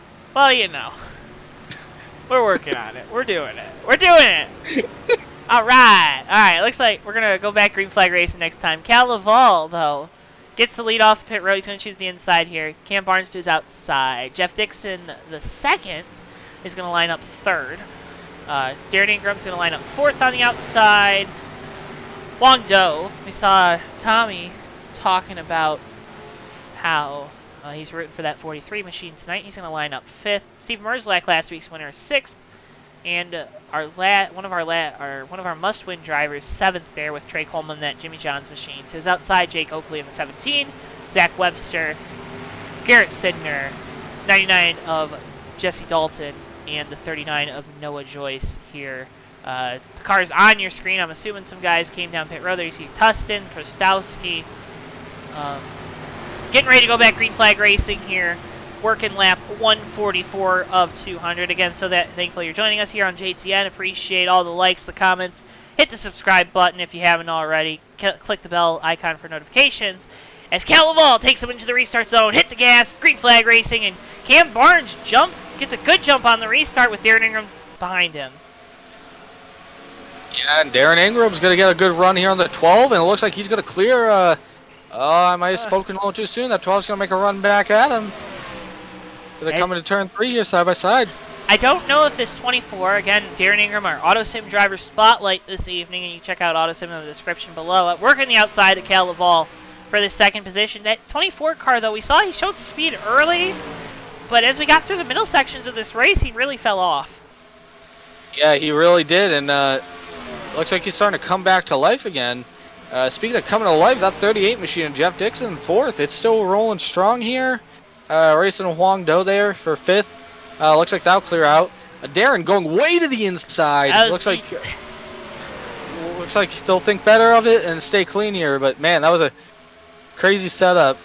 Quick in-driver chat. Huang Do in the 43 reports that his epidermis hurts, and I feel that. Oh. But, very, very tough track, very hard on the body. It really does do a number on your epidermis. Well, up here in the booth, this is really hard on our epiglottis, so I can feel that. Or what? And Google it. But very, very tight racing right now. It looks like everyone's just sort of single file here, but nose to tail the entire way through the field at the moment. Well, nose to tail, except for our top two. Cam Barnes stretching out his lead here on Cal Laval, and Ricky, I don't know if anyone has anything for this 20 car. It seems like we kind of keep thinking that someone's going to start coming through with some setup adjustments to catch that 20, but it seems like no one can really do it. Interesting thing to note, though, in that last run, they got really far into that run. I talked about how the 20 definitely has a long run car. The 12 doesn't seem to lose a ton of time to him. He's still within that same realm of speed, I guess, for lack of a better word, to hang with the 20 to keep that gap consistent. He just doesn't have the speed to stay in front of him. If they make the right adjustments here, that 12 team could definitely leapfrog Barnes there for the lead again. But for right now, I think it's going to kind of stay where it is, this 1-2. And Tommy Bordeaux writes in that he had something for the 20 car because he won on Monday in the Lights series here at Dover, where they run the same cars, same weather, same setup and all. And well, Tommy, why aren't you here? If you had something for him. This 20 machine, this car is just so dominant here at Dover. Usually Cam 2 running a Chevy, this week running a Ford. He's definitely got to be thinking that Ford might be the way to go next season, as we're closing out the season next week at Homestead. Yeah, and I think just sometimes a good chassis is good Muju. We talked about it with Tommy. He had something good for that 20 car. He's had a lot of success with Ford here. Run Toyota in recent years, but had a lot of success with Fords here in the past at Dover, and in a few TWB machines. They like anything with Tommy Bordeaux's name on it and a Ford logo on it. Usually does good at Dover.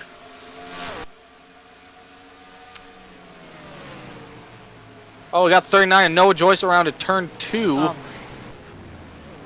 And Darren Ingram in the 24 destroyed. Oh my goodness. That's gonna be yellow here. Our Autosim drive. The jinx continues, and oh my goodness, Joe. Some weeks it's a jinx, some weeks it's not. Let's not do Autosim dirty like that. Get you a replay And here. same story. It looks like just got loose, and the 24 just couldn't save it. That's unfortunate for the 24 of Darren Ingram. The 39 got around it, but he had to swing it so wide that he lost control of the car. So very very unfortunate for both those guys. Not ready to count that 24 out, because after what we saw with Jeff Dixon, I'm convinced anything is possible with rear end damage. So maybe Darren can get that. Maybe the 24 team can get that rear end knocked out a little bit.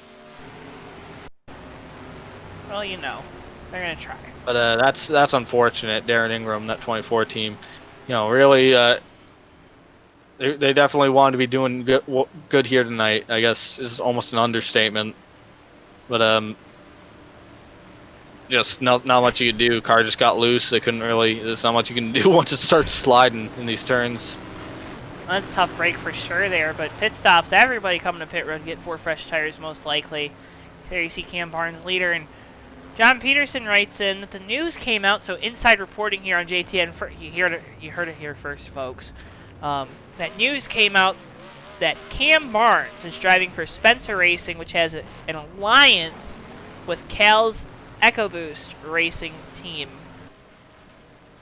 And that is definitely why that 20 car is afford this week, getting ready to build that alliance next year, but I don't think I ever remember a car in championship contention. I said that right? A contender for the title, switching manufacturers right before the championship race. Yeah, that's definitely not a common precedent there, Joe. Well, folks at home in the 24 fan club tonight, we might have spoken a little too soon here. I just saw Darren Ingram came down pit road. The motor never turned off. That whole rear end's pulled back out, and that car looks as good as it did right before it went into the wall there. So maybe we'll see this 24 make a charge back through the field, but it looks like they got everything back in order there. Whatever rear end damage he had seemed like it was fixable. So the 24, Darren Ingram, repaired up and at the back of the field, but just eyeballing it, looks like he's good to go. Well, we reset here. Cam Barnes, Cal Laval, front row. That's pretty consistent all night. Jeff Dixon, Huang Do on row 2, Trey Coleman and Davey Hazard row 3, with Steven Merzlak, Jake Oakley on row 4. Row 5 is Mikey Murata and Darren Ingram. Rounding out your top 10, going back green flag racing, this time by lap 157 currently. Hey, 57 for that 57 TWB machine. But it's going to be an exciting race to the end. Again, so thankful you're joining us. Make sure you're sharing this video link with all your friends. Tell them to get in here as quick as they can. It's going to be a great race to the finish. We're going to see if anyone has anything for this 20 car Cam Barnes. They go into the TWB restart zone, hit the gas, green flags back out, racing again at Dover. Yeah, it's such a weird restart zone right there in the turn. Davey Hazard gets a huge jump. He's going to make a charge for Huang Do for third here, and he is, oof. That car got a little free for Davey, and it's going to keep them side by side going into the turn, but Davey Hazard's going to have the preferred line going into the turn, but Huang Do looks like he just sent it in and was able to clear the 75 there. That 43 car, we haven't talked about him. We've talked about his epidermis hurting. We haven't talked about how fast he is tonight. He's been kind of up in that top 5 shuffle all night, just sort of consistently been running laps and starting to show his hand here late in the race. We saw he had trouble earlier on in the race, smacking the wall with that right side, and you can see the damage here with some of our JTN cameras being worked by Bristol, but there you see the damage. That 43 car and the 38 even at Jeff Dixon, they've shown tonight that the damage really doesn't affect these guys over the course of a long run. Yeah, it really doesn't. Which, damage is, I guess, to say just damage in general would be a little too much of a blanket statement, but just a lot of body damage doesn't seem to do a lot for what these guys are going through. Any kind of motor damage seems to do a lot, but anything beyond that seems to be relatively repairable. Interesting note, we probably should have mentioned this at the start of the race. Whoopsies on our end. Moderate damage here, so there is a little more room for error when you get into incidents. Well, and that was... sorry for cutting you off, but that was proven last week when Steve Merzlag had big time damage to the rear end of his number 4 Toyota, and he won the race, Ricky. And continue moderate damage in NR. I mean, explain to the viewers at home what that means. Yeah, what that just means is so NR has 3 settings: off, moderate, and simulation, and they mean essentially exactly what it sounds like. So off means there's no damage, moderate means you get some damage, and then simulation means it's going to try to do it as close as it can to the real thing. So any kind of big hits you take, any kind of fender damage is going to affect the handling of the car. You're a lot more prone to engine damage in incidents and engine failures after incidents. Moderate damage, you get the same kind of cosmetic damage, but it's usually a little more fixable. You don't get as much mechanical issues as a result of any kind of accident. Not to say it doesn't do anything about random engine failures, as we saw at the 51, 5 laps into the race, but it does kind of do some stuff with that. If you kind of go into a wall, you're not necessarily going to be on pit road with the motor off for 40 seconds. Yeah. As Ricky, just in case, just to boost your confidence, I know everyone really loves hearing Tommy Bordeaux's voice, but apparently John Peterson writes in. I mean, he was in the race and he had a couple hard hits, so maybe he cracked his coconut a little bit too much, but writes in that he thought Tommy was in the booth. So, Ricky, I think you're doing a pretty dang good job, because Tommy always does a good job, and if they think you're Tommy, that means you're doing an even better job, because they don't even know it's you. Well, I think all respect to Mr. Pearson, I think he hit his head a little hard, because I don't think Tommy and I sound anything alike. We're working lap 100 and it's past midnight. We're working lap 168 right now here at Dover, I believe. Could be wrong. The numbers are squiggly. But yeah, 168 at 220 right now. 200. Coming out of turn 4, come to 169 to off. Oh, nice. 200. Nice. 200. But yes, 200. There you go. You're gonna have to hammer that in my head, because I keep reading 220 on the prompter, and I keep thinking that there's actually 220. But yes, 169 out of 220 right now. 200. You're good. You're good. You take it. You take it. Oh, hey, Davey Hazard getting in third here. How's that looking, Joe? Oh, it's looking great here, Ricky. And don't look now, but Cal Laval, he's done a really good job of staying with Cam Barnes here on this run. And really, all these guys, they haven't been able to break away like they did on that first long green flag run in the middle of the race. Yeah, a lot of time, a lot of cautions means a lot of pit stops, which means a lot of time to adjust setups, a lot of time to fine tune things. And I think, I was kind of waiting on it the last few runs for it to start to take, but it looks like that 12 car Cal Laval is starting to really start picking up here, hanging with Cam Barnes pretty easily. Be interested to see what happens with the long run here, because that seems to be the 20s bread and butter for the moment. We have 30 laps to go right now, so it's not a long run, but that is far enough into a fuel run that I think tires are going to play a factor. As we were watching there for a second, Trey Coleman, he's moved up into the 4th position, starting to click off some pretty decent lap times here late in the going. It'll be interesting to see. I don't know if he's going to have enough time or the speed or the pace to catch up to this 12 and 20 car, but if we got a late race caution, that 14 team, they'd definitely be in a position to maybe take 2 tires and try to, at least gain the track position and try to fend off these guys for a 2-lap shootout. Yeah, well, Joe, I can say that what he's doing right now isn't from lack of trying that 4th place. Leader ran a 21.97 last time. The 12 ran a 21.894. Davey Hazard ran a 22 flat, and Trey ran a 21.9 as well. So he was about on pace with what the leader did last time by. So he's not doing too bad there on that 14 machine. Just needs a little more track position to be in the shuffle. These guys will run such close lap times. It will be hard for him to track them down. But he's definitely given that all he's got right now. Yeah, he's doing his best to try to make up these positions, because he's got to win. We'll flash those playoff numbers up there on the screen. Davey Hazard, Steve Merzlag, 75 and 4. They're at the far left of that graphic there. They are locked in to the final 4. Cal Laval, as long as he continues this run, runs second the rest of the race, he'll be locked in. Garrett Sidner was in that 4th position, but with Cam Barnes currently leading, that would put that 20 car into the Final 4 next week at Homestead. And that would be your Final 4 with Darren Ingram, Noah Joyce, who's had a lot of trouble tonight after starting on pole. Really quick card. Heartbreaking night for the 39 Caterpillar machine and team. They've had struggles tonight. It put him out. It also put the 14 of Trey Coleman out, as well as Garrett Sidner, who came into the race looking good. 10 points on the cutoff. That's a lot of... Ricky, that's 10 positions on track, and that 16 team had to think that coming into this week, not that it would be an easy race, but that it would be a lot less worry for them as our leaders are starting to come up on lap traffic. Yeah, I think they were. They definitely had been hedging their bets that it wasn't as going to be as stressful as this. But the old thing with Murphy's Law, anything that can go wrong will go wrong, and they've definitely been, as the leaders passed Noah Joyce here, put him a lap down. That 16's definitely been sort of facing all the adversity with a tough front, and they're still in this. So hopefully they can hang on here. When you got to think you're one late race caution away from disaster or ultimate victory here at Dover, and you got to stay tuned, keep watching. Car around in turn 1. It is Mikey Murata on the 41. Oh no, not up Mikey. in the wall. That looks like that was again single car spin.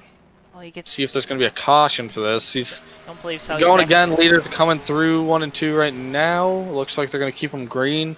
Murata is off the surface, so I think he should be. The leader's coming up on him as he's getting back up to speed. Oh, he's in the wall. Oh, that is unfortunate for the 41 of Mikey. He's definitely, those tires are definitely fried. It's Jeff Dixon now looking to the inside. Trey Coleman. Oh! Makes contact! 14 car around! Oh no! And that might... I apologize for that noise. Oh, look at them split the difference there, and they're going to be clear. They're going to bring out a yellow. That was definitely contact. Yeah, that's going to bring out a yellow here. And Michael Murata on the 41 there. That might have... he won a lap down, I believe, still, but that's going to... it's going to kind of save his skin here. Well, Trey it wasn't Coleman, any worse. That 14 car, he could not be happy right now. Oh, not at all. That 36 of Dixon, it's a very hard thing, tight racing here, but that 14 team is on a winning in right now. To spin around on your own is one thing. To get into an incident with a guy, it's frustrating when you get into an incident with anyone. I think as a driver in the heat of the moment, it definitely stings you a little more when it's someone that's not in that points race. But it's a tough battle going between those three there on track. Not much anyone could do. Just Dixon kind of washed up a little bit in the turn. Just kissed the rear quarter panel there of Trey Coleman. But looks like Coleman side slapped the wall. So I think he has damage, but I think it's repairable. Yeah, we've seen all night that right side damage is okay, but I don't know if we've seen enough about guys hitting the left side, the driver's side, if that's going to do a lot to the forces on that car, and how that's... I really don't think that's going to do a whole ton, to be honest. I really think that it is a matter of just, if you side slap the wall, side slapping the wall, the way moderate damage seems to handle it. Trey Coleman did get a little rear end damage on that as well, so that's tough with less than 20 laps to go here. 18 laps to go. 29. Yeah, like 18 laps to go here, I think. He's going to be in a bad spot to be shuffling for the win. He got a pretty quick repair in pit road. Everything's popped back out. All the scratches are gone, so I guess they repaired it. Yeah, but don't look now, I like to call him Mr. Excitement, because anytime he's involved in a battle for position, it's exciting. Darren Ingram, looks like that 24 team, they took 2 tires there, took a risk. They're going to be in the lead here on this restart, with Cal Laval also beats our leader, Cam Barnes, off pit road. Barnes 3rd, Davey Hazard 4th, and Jeff Dixon in 5th. Yeah, this is going to be interesting here. Darren Ingram 2 tires. We saw what happened to him earlier in the race. But it definitely tightened up, and these guys did catch him when he was on a different tire strategy.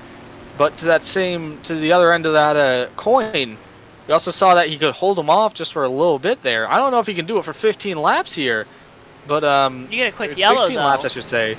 Yeah, I've heard quick yellow here, but maybe kind of hedges bets on some more chaos unfolding in the field here, he might be able to keep some position here. Maybe find a way to kind of leapfrog these guys. This is going to be exciting. Lost strategy here. Really, this is kind of Hail Mary pass for the 24 team right now. All they can do is win to get in here, so they really got to just throw something at the wall and hope that sticks.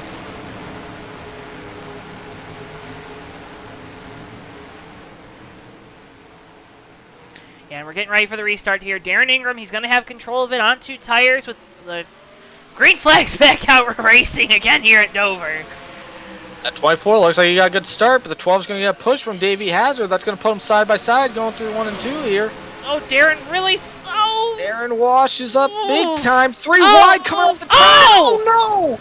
Oh my goodness! Oh my God! Oh my! An absolute melee on the backstretch here. Oh my word! Look at all these cars. Ingram, Laval. Oh my goodness! Davey Hazard was in it. I think Zach Webster got a piece of that. Who didn't get in that? Jeff Dixon got clear of all that. The car that looks the worst is out there. Look, Garrett Sidner, he's there in 2nd. We're talking about that 16 team really's been putting up a tough run here, and it's starting to pay off. But oh my goodness, 3 wide coming off of turn 2 here, Joe. You can't. That's more than my goodness. That's really almost 4 wide here. There wasn't anything any of these guys could do. Ingram was just trying to hang on to it. Hazard kind of caught him at a weird spot. Doe was on the inside, but if they touch. Ingram shoots hard right into the 12. Merzlak involved. Last week's winner. Oh my goodness. Word. 43 of Huang Do. Zach Webster, DJ Harris all got a really hard hit. Trey Coleman. Looked like the C's almost parted for that 14 machine. He didn't really get a bit of anything on that. Yeah, we'll go on board with him again here. Now. There you see the incident up towards the front. See, they're all going to really close up. The 14, wise driving move there. Gets off the gas, down on the brake, sneaks his way through. No damage, no extra damage to that 14 car. But, oh wow. Oh wow, that changed. Now, Joe, the whole night we've been talking about the 12, the 20, the 75, the 14, and the 43, among others. Now we're dealing with the likes of the 38, the 16, the 4, the 1, the 41, 17. A lot of these guys, I mean, the 38, Jeff Dixon's been no slouch tonight. I don't want to make it sound like he hasn't been up there, but, he had some incidents for a while, so he was up there at the beginning and then up there later on as he kind of got his damage rectified. It seems like a whole new face up here, this whole gaggle of cars that we're going to be racing here. Well, and you know who else this changes things for? Cal Laval. We talked about how Garrett, was the last car is. I'm thinking we're going to be going back green flag racing here. We'll wait before I say my next point. It looks like we will. No, we won't. We passed the restart zone. No, we won't. But Cal Laval running up front all night long. Strong car, strong 12 car, and now damage to that machine. And if we were to get a first-time winner, there's still enough cars in this race currently where Garrett Sidner could hop him in the points and knock that 12 car out of the final 4. Man, and that is true. That could happen. And, Tommy Bordeaux in chat. I think Tommy Bordeaux in chat. I think just put it the most beautiful way possible. This whole race just got turned on its noggin. It really did. It really did, because oh boy. And if I'm Cal, I'm fuming right now that just happened, and now there's a very real possibility someone could leapfrog me on points. Well, and keep your eyes to that back of the field though. Some of these guys didn't get a whole ton of damage. They got repaired pretty quick, so these guys are going to be charging through the field trying to catch the leaders in this as we get going here with lap 189 of 200. Yeah, Jeff Dixon, Garrett Sidner, front row. Steve Merzlak, Zach Krastowski, row 2. Jake Oakley, Mike Murata, row 3. Into the restart zone. Jeff Dixon has it. Green flag's back out. He hits the gas. Big restart there for the 38 car. He's home scot-free. Yeah, Dixon played that beautiful. No one was ready for that. He hit that timing just perfect. gets a great lead here. These guys are big wad coming off of turn 2. We watch back throughout the pack. Currently the highest placed guy that needs to win it, it's Trey Coleman, but he's got Cam Barnes right behind him, and they got to get moving here if they want to make it to the lead. And Steve Merzlak's tracking down that 16, but don't look now. We got we got a car around Huang Do and turn 2 with the 39 Noah Joyce. That's going to bring out another caution. That it will, and it again. We're closing out our TWB to go as well. 43 went for a flip. Oh, he just got broadside by the 39. Not much anyone could do to avoid that, but that was a hard hit for the 43 Crunchy Roll car. Oh, you see just a crunchy hit for the Crunchy Roll. Oh, that car's definitely crunched up now. I probably should have made sure he got out of the car before I made that ton. He did. He's out of the car. He's good. I saw him walk away. Well, Joe, looks like we're going to have a quick yellow here, but we're at 10 to go right now. Well, thanks, Ricky, for mentioning our TWB 10 to go. Hold on, gotta get my professional ad read open. Coming this fall from the same people that brought you Kurtco and Furniture Ryan, a new company to help your businesses expand into new markets, TWB. Go online to TommyBordeaux.com for more information on TWB's founder, Tommy Bordeaux, and be on the lookout this November for the launch of TWB. TWB, let's do this together. And that was your TWB 10 to go here at Dover. And Ricky, 10 to go, and I don't know if this race only has 10 laps left. It might have more at this point with the way the action has gotten. We saw Cam Barnes and Trey Coleman. They were able to make up a bunch of positions there on the restart. And be interesting to see if they can do it again here with another shot at it. Yeah, it'll definitely be interesting. One thing I'm going to be looking out for is this restart. Jeff Dixon got a great jump. He kind of hoodwinked everyone there. So yeah, I think that 16 of Garrett Sidner is really keeping an eye out for that. Now, that how that old saying goes: "Fool me once, shame on me. Fool me twice, don't get fooled again." It really rings true right now. You don't get fooled again here, and I think the 16 is going to be wanting to keep an eye on that 38, make sure that he's ready to go when he's good to go, so that he doesn't get that. Because they all were keeping good pace with Dixon here. For sure. It'll be interesting to see what happens. Jeff Dixon with control of this restart. Garrett Sidner to his outside. Steve Merzlak third. Jake Oakley fourth. And Trey Coleman has to win this race to make it to the next round right there in fifth. Cars coming to the restart zone. That 14. Oh, maybe not. Maybe we're not. I guess we're not going green. Sad. Big sad. Looks like they need another lap to get this cycled through. Make sure everyone has got their chickens in a bunch here. Chickens in a bunch? Ducks in a row. Ducks in a row. Geese in a line. Noggins in my finches in an array. I don't know. But keep your eyes here to that 14 Jimmy John's car. Trey Coleman, he leapfrogged Cam Barnes on that last restart.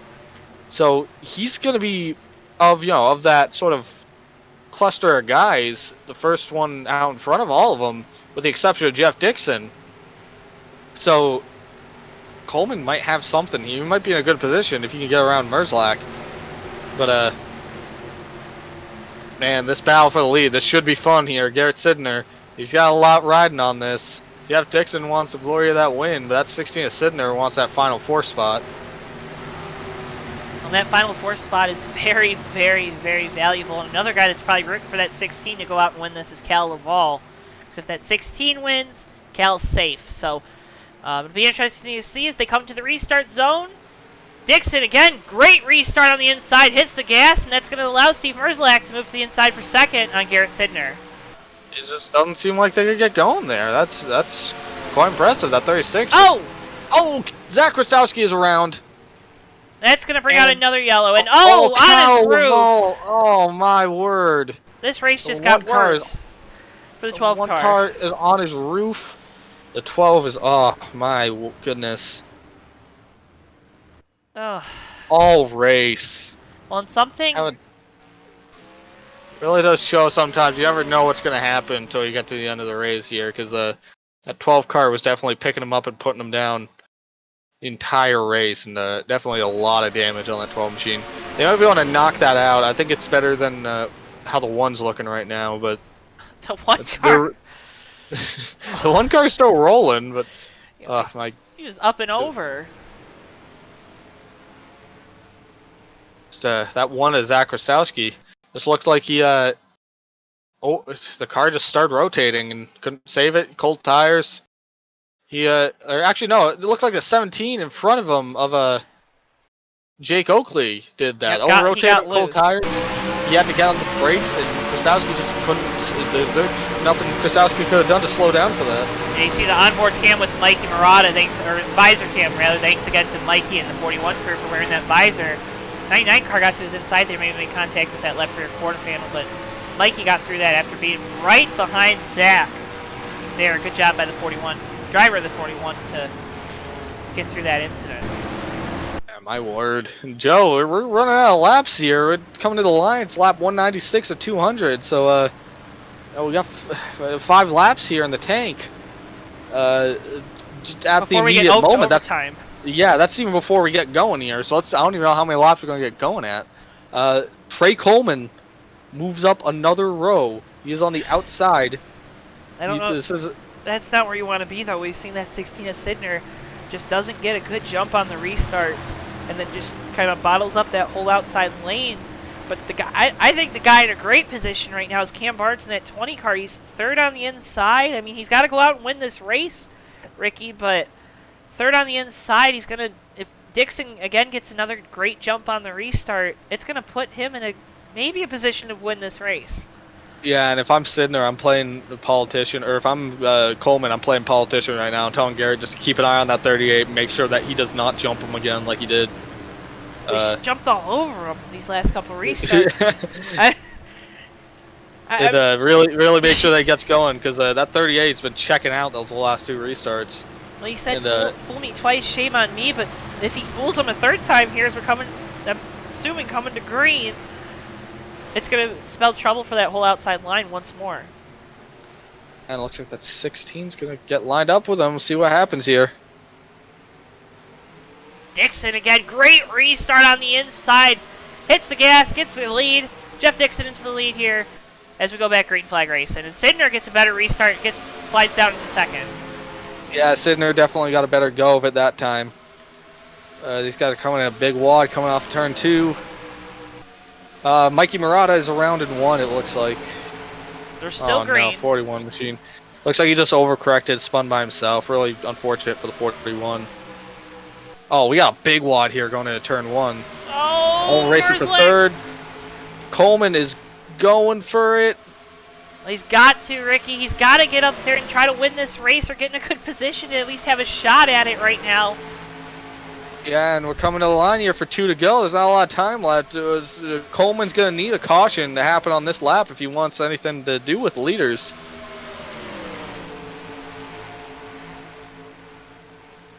And I don't think there's going to be enough time. Jeff Dixon, currently your leader. Garrett Sidner, second after running terrible all night long. And Trey Coleman currently third. So we come to the line. White flag in the air. Keep an eye out here. That 36 has not been running that bottom of the track. Sidner has. Looks like they all kind of follow him through there. So let's see what happens here coming in 3 and 4. Come down to 3 and 4. Sidner's got one more shot to try to make a move for the lead. I don't think he's going to get there. Coming off of turn 4, Jeff Dixon, masterful in the last 3 restarts, wins it over. My goodness. Sidner second, Trey Coleman third, Davey Hazard hard into the outside wall. Hopefully he's okay as we're still wrecking here. Thought we wrecked enough, but guess not. Still wrecking in a heartbreak for the 20 of Cam Barnes after being strong all night. Oh, Jesse Dalton. Jesus, guys. But I believe that's going to solidify Cal Laval making the Final Four.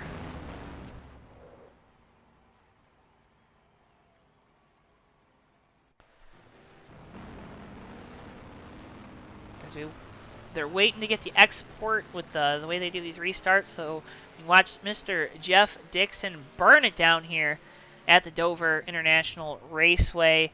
Non-playoff driver, place spoiler here. Burn it down, Mr. Dixon. And I don't know how he won with the rear end of that car all torn up like that, Ricky. Yeah, I don't know either, Joe. It really did just bring that car to life.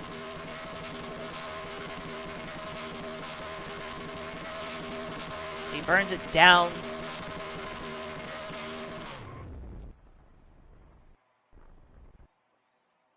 So we're going to get into post-race coverage, post-race interviews with drivers. Yeah, it looks like Tommy Bordeaux in chat. Looks like he's saying Garrett and Cal are in. Way the calculations go. So Well, that's definitely a good thing for those drivers. As we'll try to snag you the results because I was a silly boy and didn't grab the export. You know, just a silly old little boy. But Jeff Dixon wins at Dover. Did you? I don't think I saw that coming tonight. yeah, I really didn't either. I said it there. I said that's all she wrote when that 38 got into that wreck, and somehow he proved me wrong. Well, a great finish for him. We know that Mr. Dixon doesn't have a mic, so we won't be able to interview him after the race here. But I believe we should be able to get our second place finisher, Mr. Garrett Sidner, right? He finished second. Yep. Should be able to get him in here into the booth post race. Oh, I'm having troubles here. I miss Tommy. All right, bringing him into the booth. Driver the number 16. What was the sponsor tonight, Garrett? The sponsor on the car tonight, it was a Crunchyroll based car, but it's the Konosuba machine. One of the shows that Crunchyroll has, just to give a thing for my sponsor there. But yeah, it's one of the special schemes we have on track this season. Well, congratulations, second place finish. That's got to feel good because all night long we just kept talking about we didn't see the speed out of that 16 car. What was wrong with that machine tonight? I'm struggling with the racetrack. I'll just be honest. I was just struggling on entry that whole entire night in the one, and I think you guys saw it there when I spun out during green flags, as green flag stops were ending. So that was very unfortunate, but we caught a couple breaks there at the end that actually put us in that position to avoid that big wreck down the back and finish second somehow. And I mean, for viewers at home, you know, they saw the wreck through the eyes of a couple of different drivers, but we didn't have an onboard with your 16 team tonight. Talk about what was going through your mind. You're having a terrible night behind the wheel of that 16. The car's just not there. It's not to your liking. The track didn't agree with you guys. And then you have something like that happen where, I mean, you've had a strong season to date, but really tonight you guys didn't show the speed that you needed to make it to the Final Four, and those bonus points and all that. I'm overstating it, how bad the car was, because I'm sure your team built a great car, but, I mean, not to say that you got lucky, but it was definitely the break came at the right time. I mean, absolutely. I mean, that's the thing, though, is that, I mean, I've had a lot of races this season where I've had fast cars and not get the results out of it. And I think the races like this, it kind of switches over. I mean, I really didn't have the car at all that under me tonight. I was running around eighth about the whole race. And there was an opportunity there at the end. And the only thing I got to loose a couple times during the last couple of restarts because of the cycles on the tires. But, and that's the thing too on that last on the last restart actually. I was trying not to as much as I wanted to win the race, I was trying to focus on the points picture and just stay in behind them. Yeah, and I mean we saw those last couple restarts too. It looked like that outside lane just all night. It looked like if the car on the outside didn't have the control of the restart, control of the restart, such a big thing here at USORL. If you didn't have the control of that restart, it was really tough to get the momentum started. Can you talk about that to the viewers at home? Yeah, absolutely.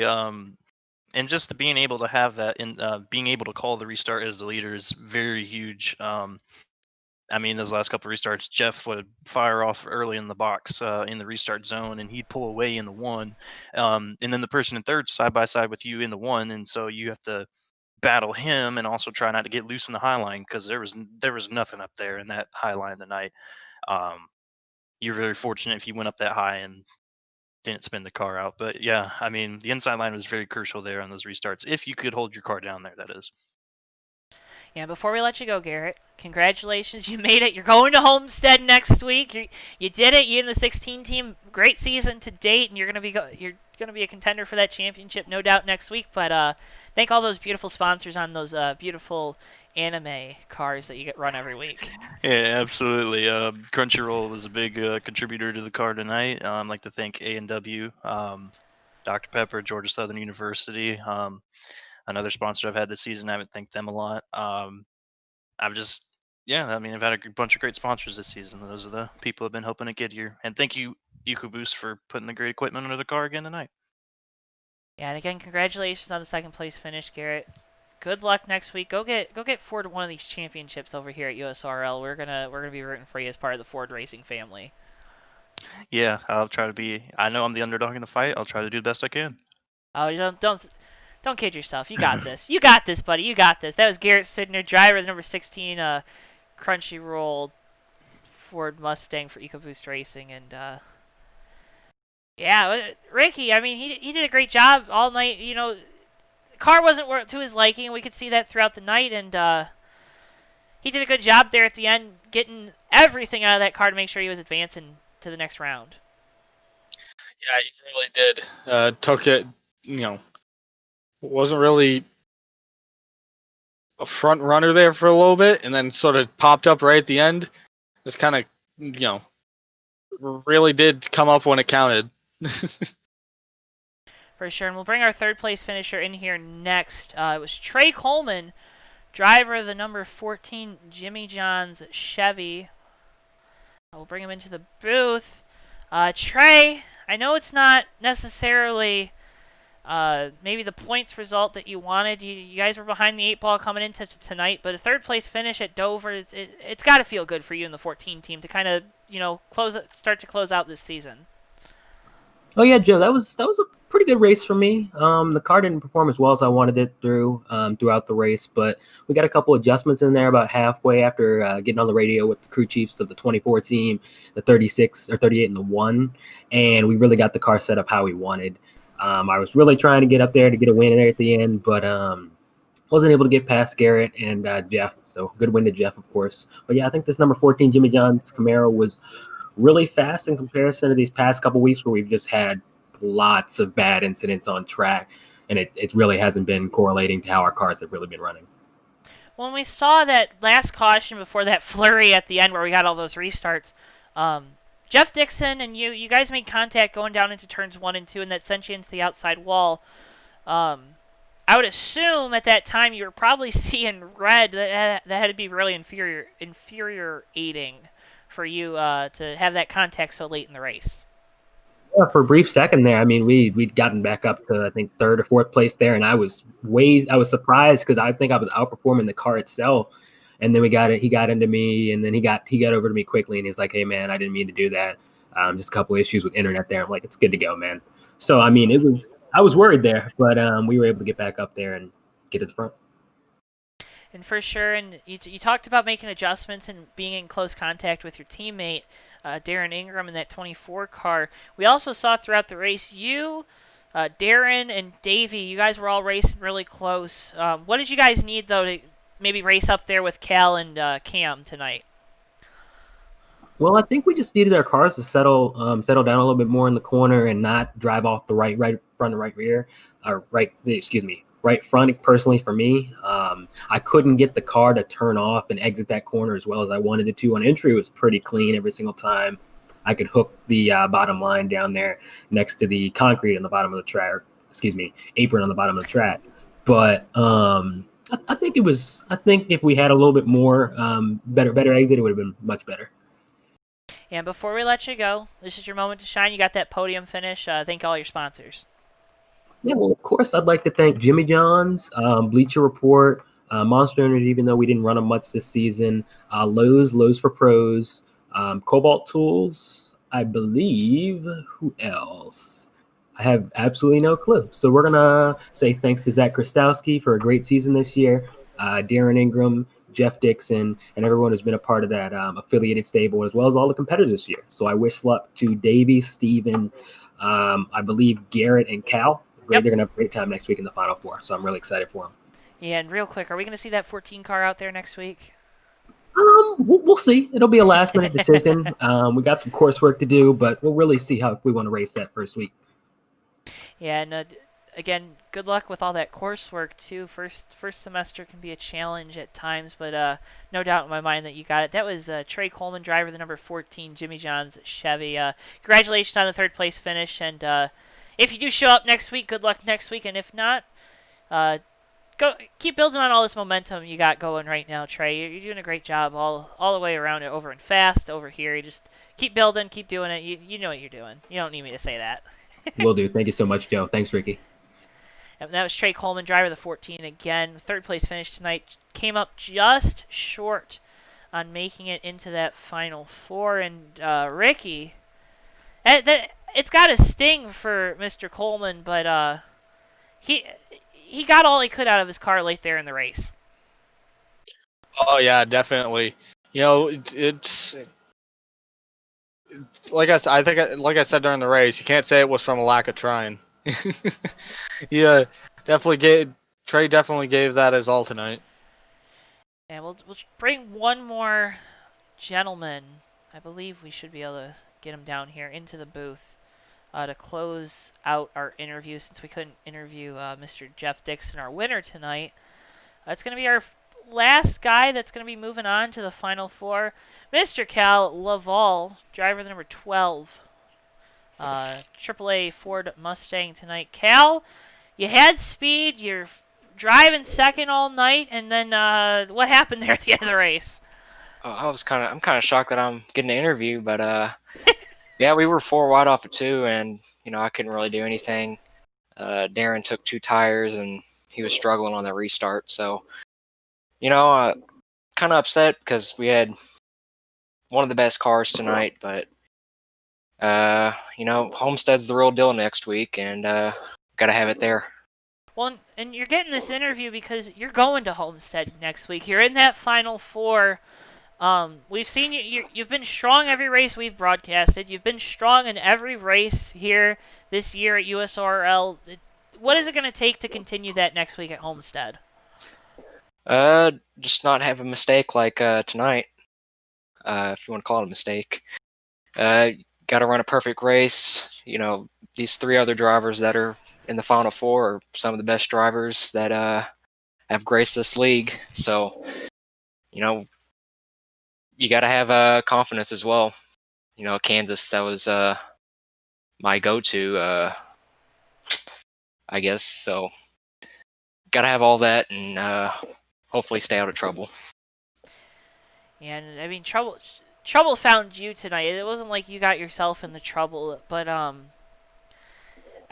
that Final Four, you had all those points coming into tonight. You ended up needing them. But yeah, thank God. But next week it's not going to be about points. It's going to be straight up beating the other 3 guys to the finish line. That's not going to take. I don't think that's going to take anything special for you in the 12 team. But what are going to be the keys for you guys throughout that race? Just like I said, not making any mistakes and making sure to have a good practice. Maybe even run their lights race just to figure out the track and make the right setup for the car Saturday or next Saturday. And I think that's going to be the way to go come next week. All right, and before we let you go so you can start strategizing for next Saturday, I know your eyes are set to that.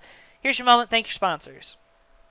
Well, I'd like to thank AAA. They'll be on the car next week again. We've had 2 great cars on this broadcast, both by AAA. I actually ran the Kansas car tonight, but that's all wrecked out. So I guess we'll be moving to another car. I also like to thank UPS and Code 3 Associates and ebb race or EcoBoost racing. It's not ebb racing yet, but will be soon. Also, Cam, he had a good run. It was fun racing with him tonight. We had a little get together last week, but we're over that now. So, yeah, just looking forward to Homestead. All right, and good luck next week at Homestead. I said it to Garrett as well, but go get us Ford Racing, boys. Go get us a championship next Saturday night. Oh, most definitely. All right, and that was Cal Laval, driver number 12, AAA Ford Mustang tonight. Ricky, disappointing run at the end of the day for Cal, but got to feel good at least moving on to Homestead next week.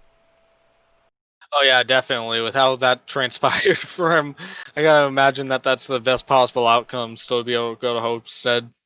I really felt for him there that he got caught in that much nonsense right at the end of the race. So really great to see that 12 team still going to Homestead at the end of the day.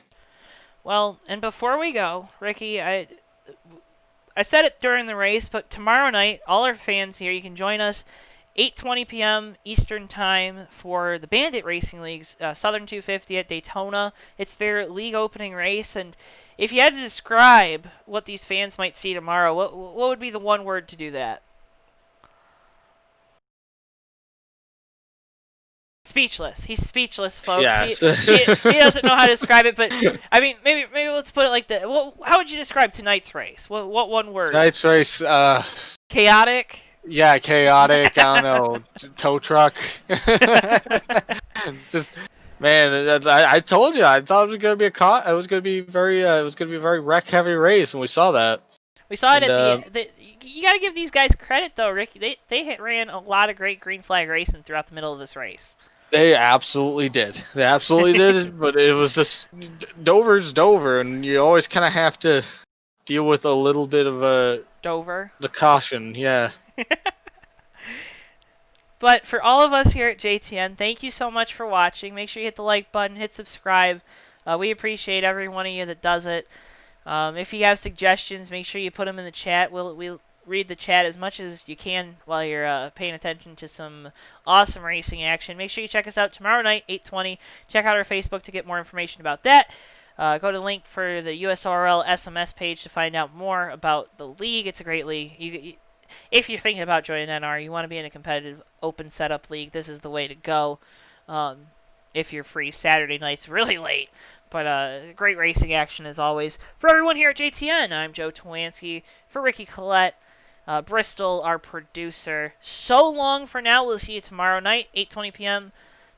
Eastern Time for the Bandit Racing League Southern 250. And if we don't catch you then, check us out next Saturday. It's going to be the finale, boys. It's going to be a great race at Homestead, a track that always puts on a great show. Right here, JTN, same time, same place, 10:40 p.m. Eastern Time for the United States Online Racing League's Cup Series finale at the Homestead Miami Speedway. So long for now. Spread love, peace, and happiness, and be the best person you can be. We'll see you next time.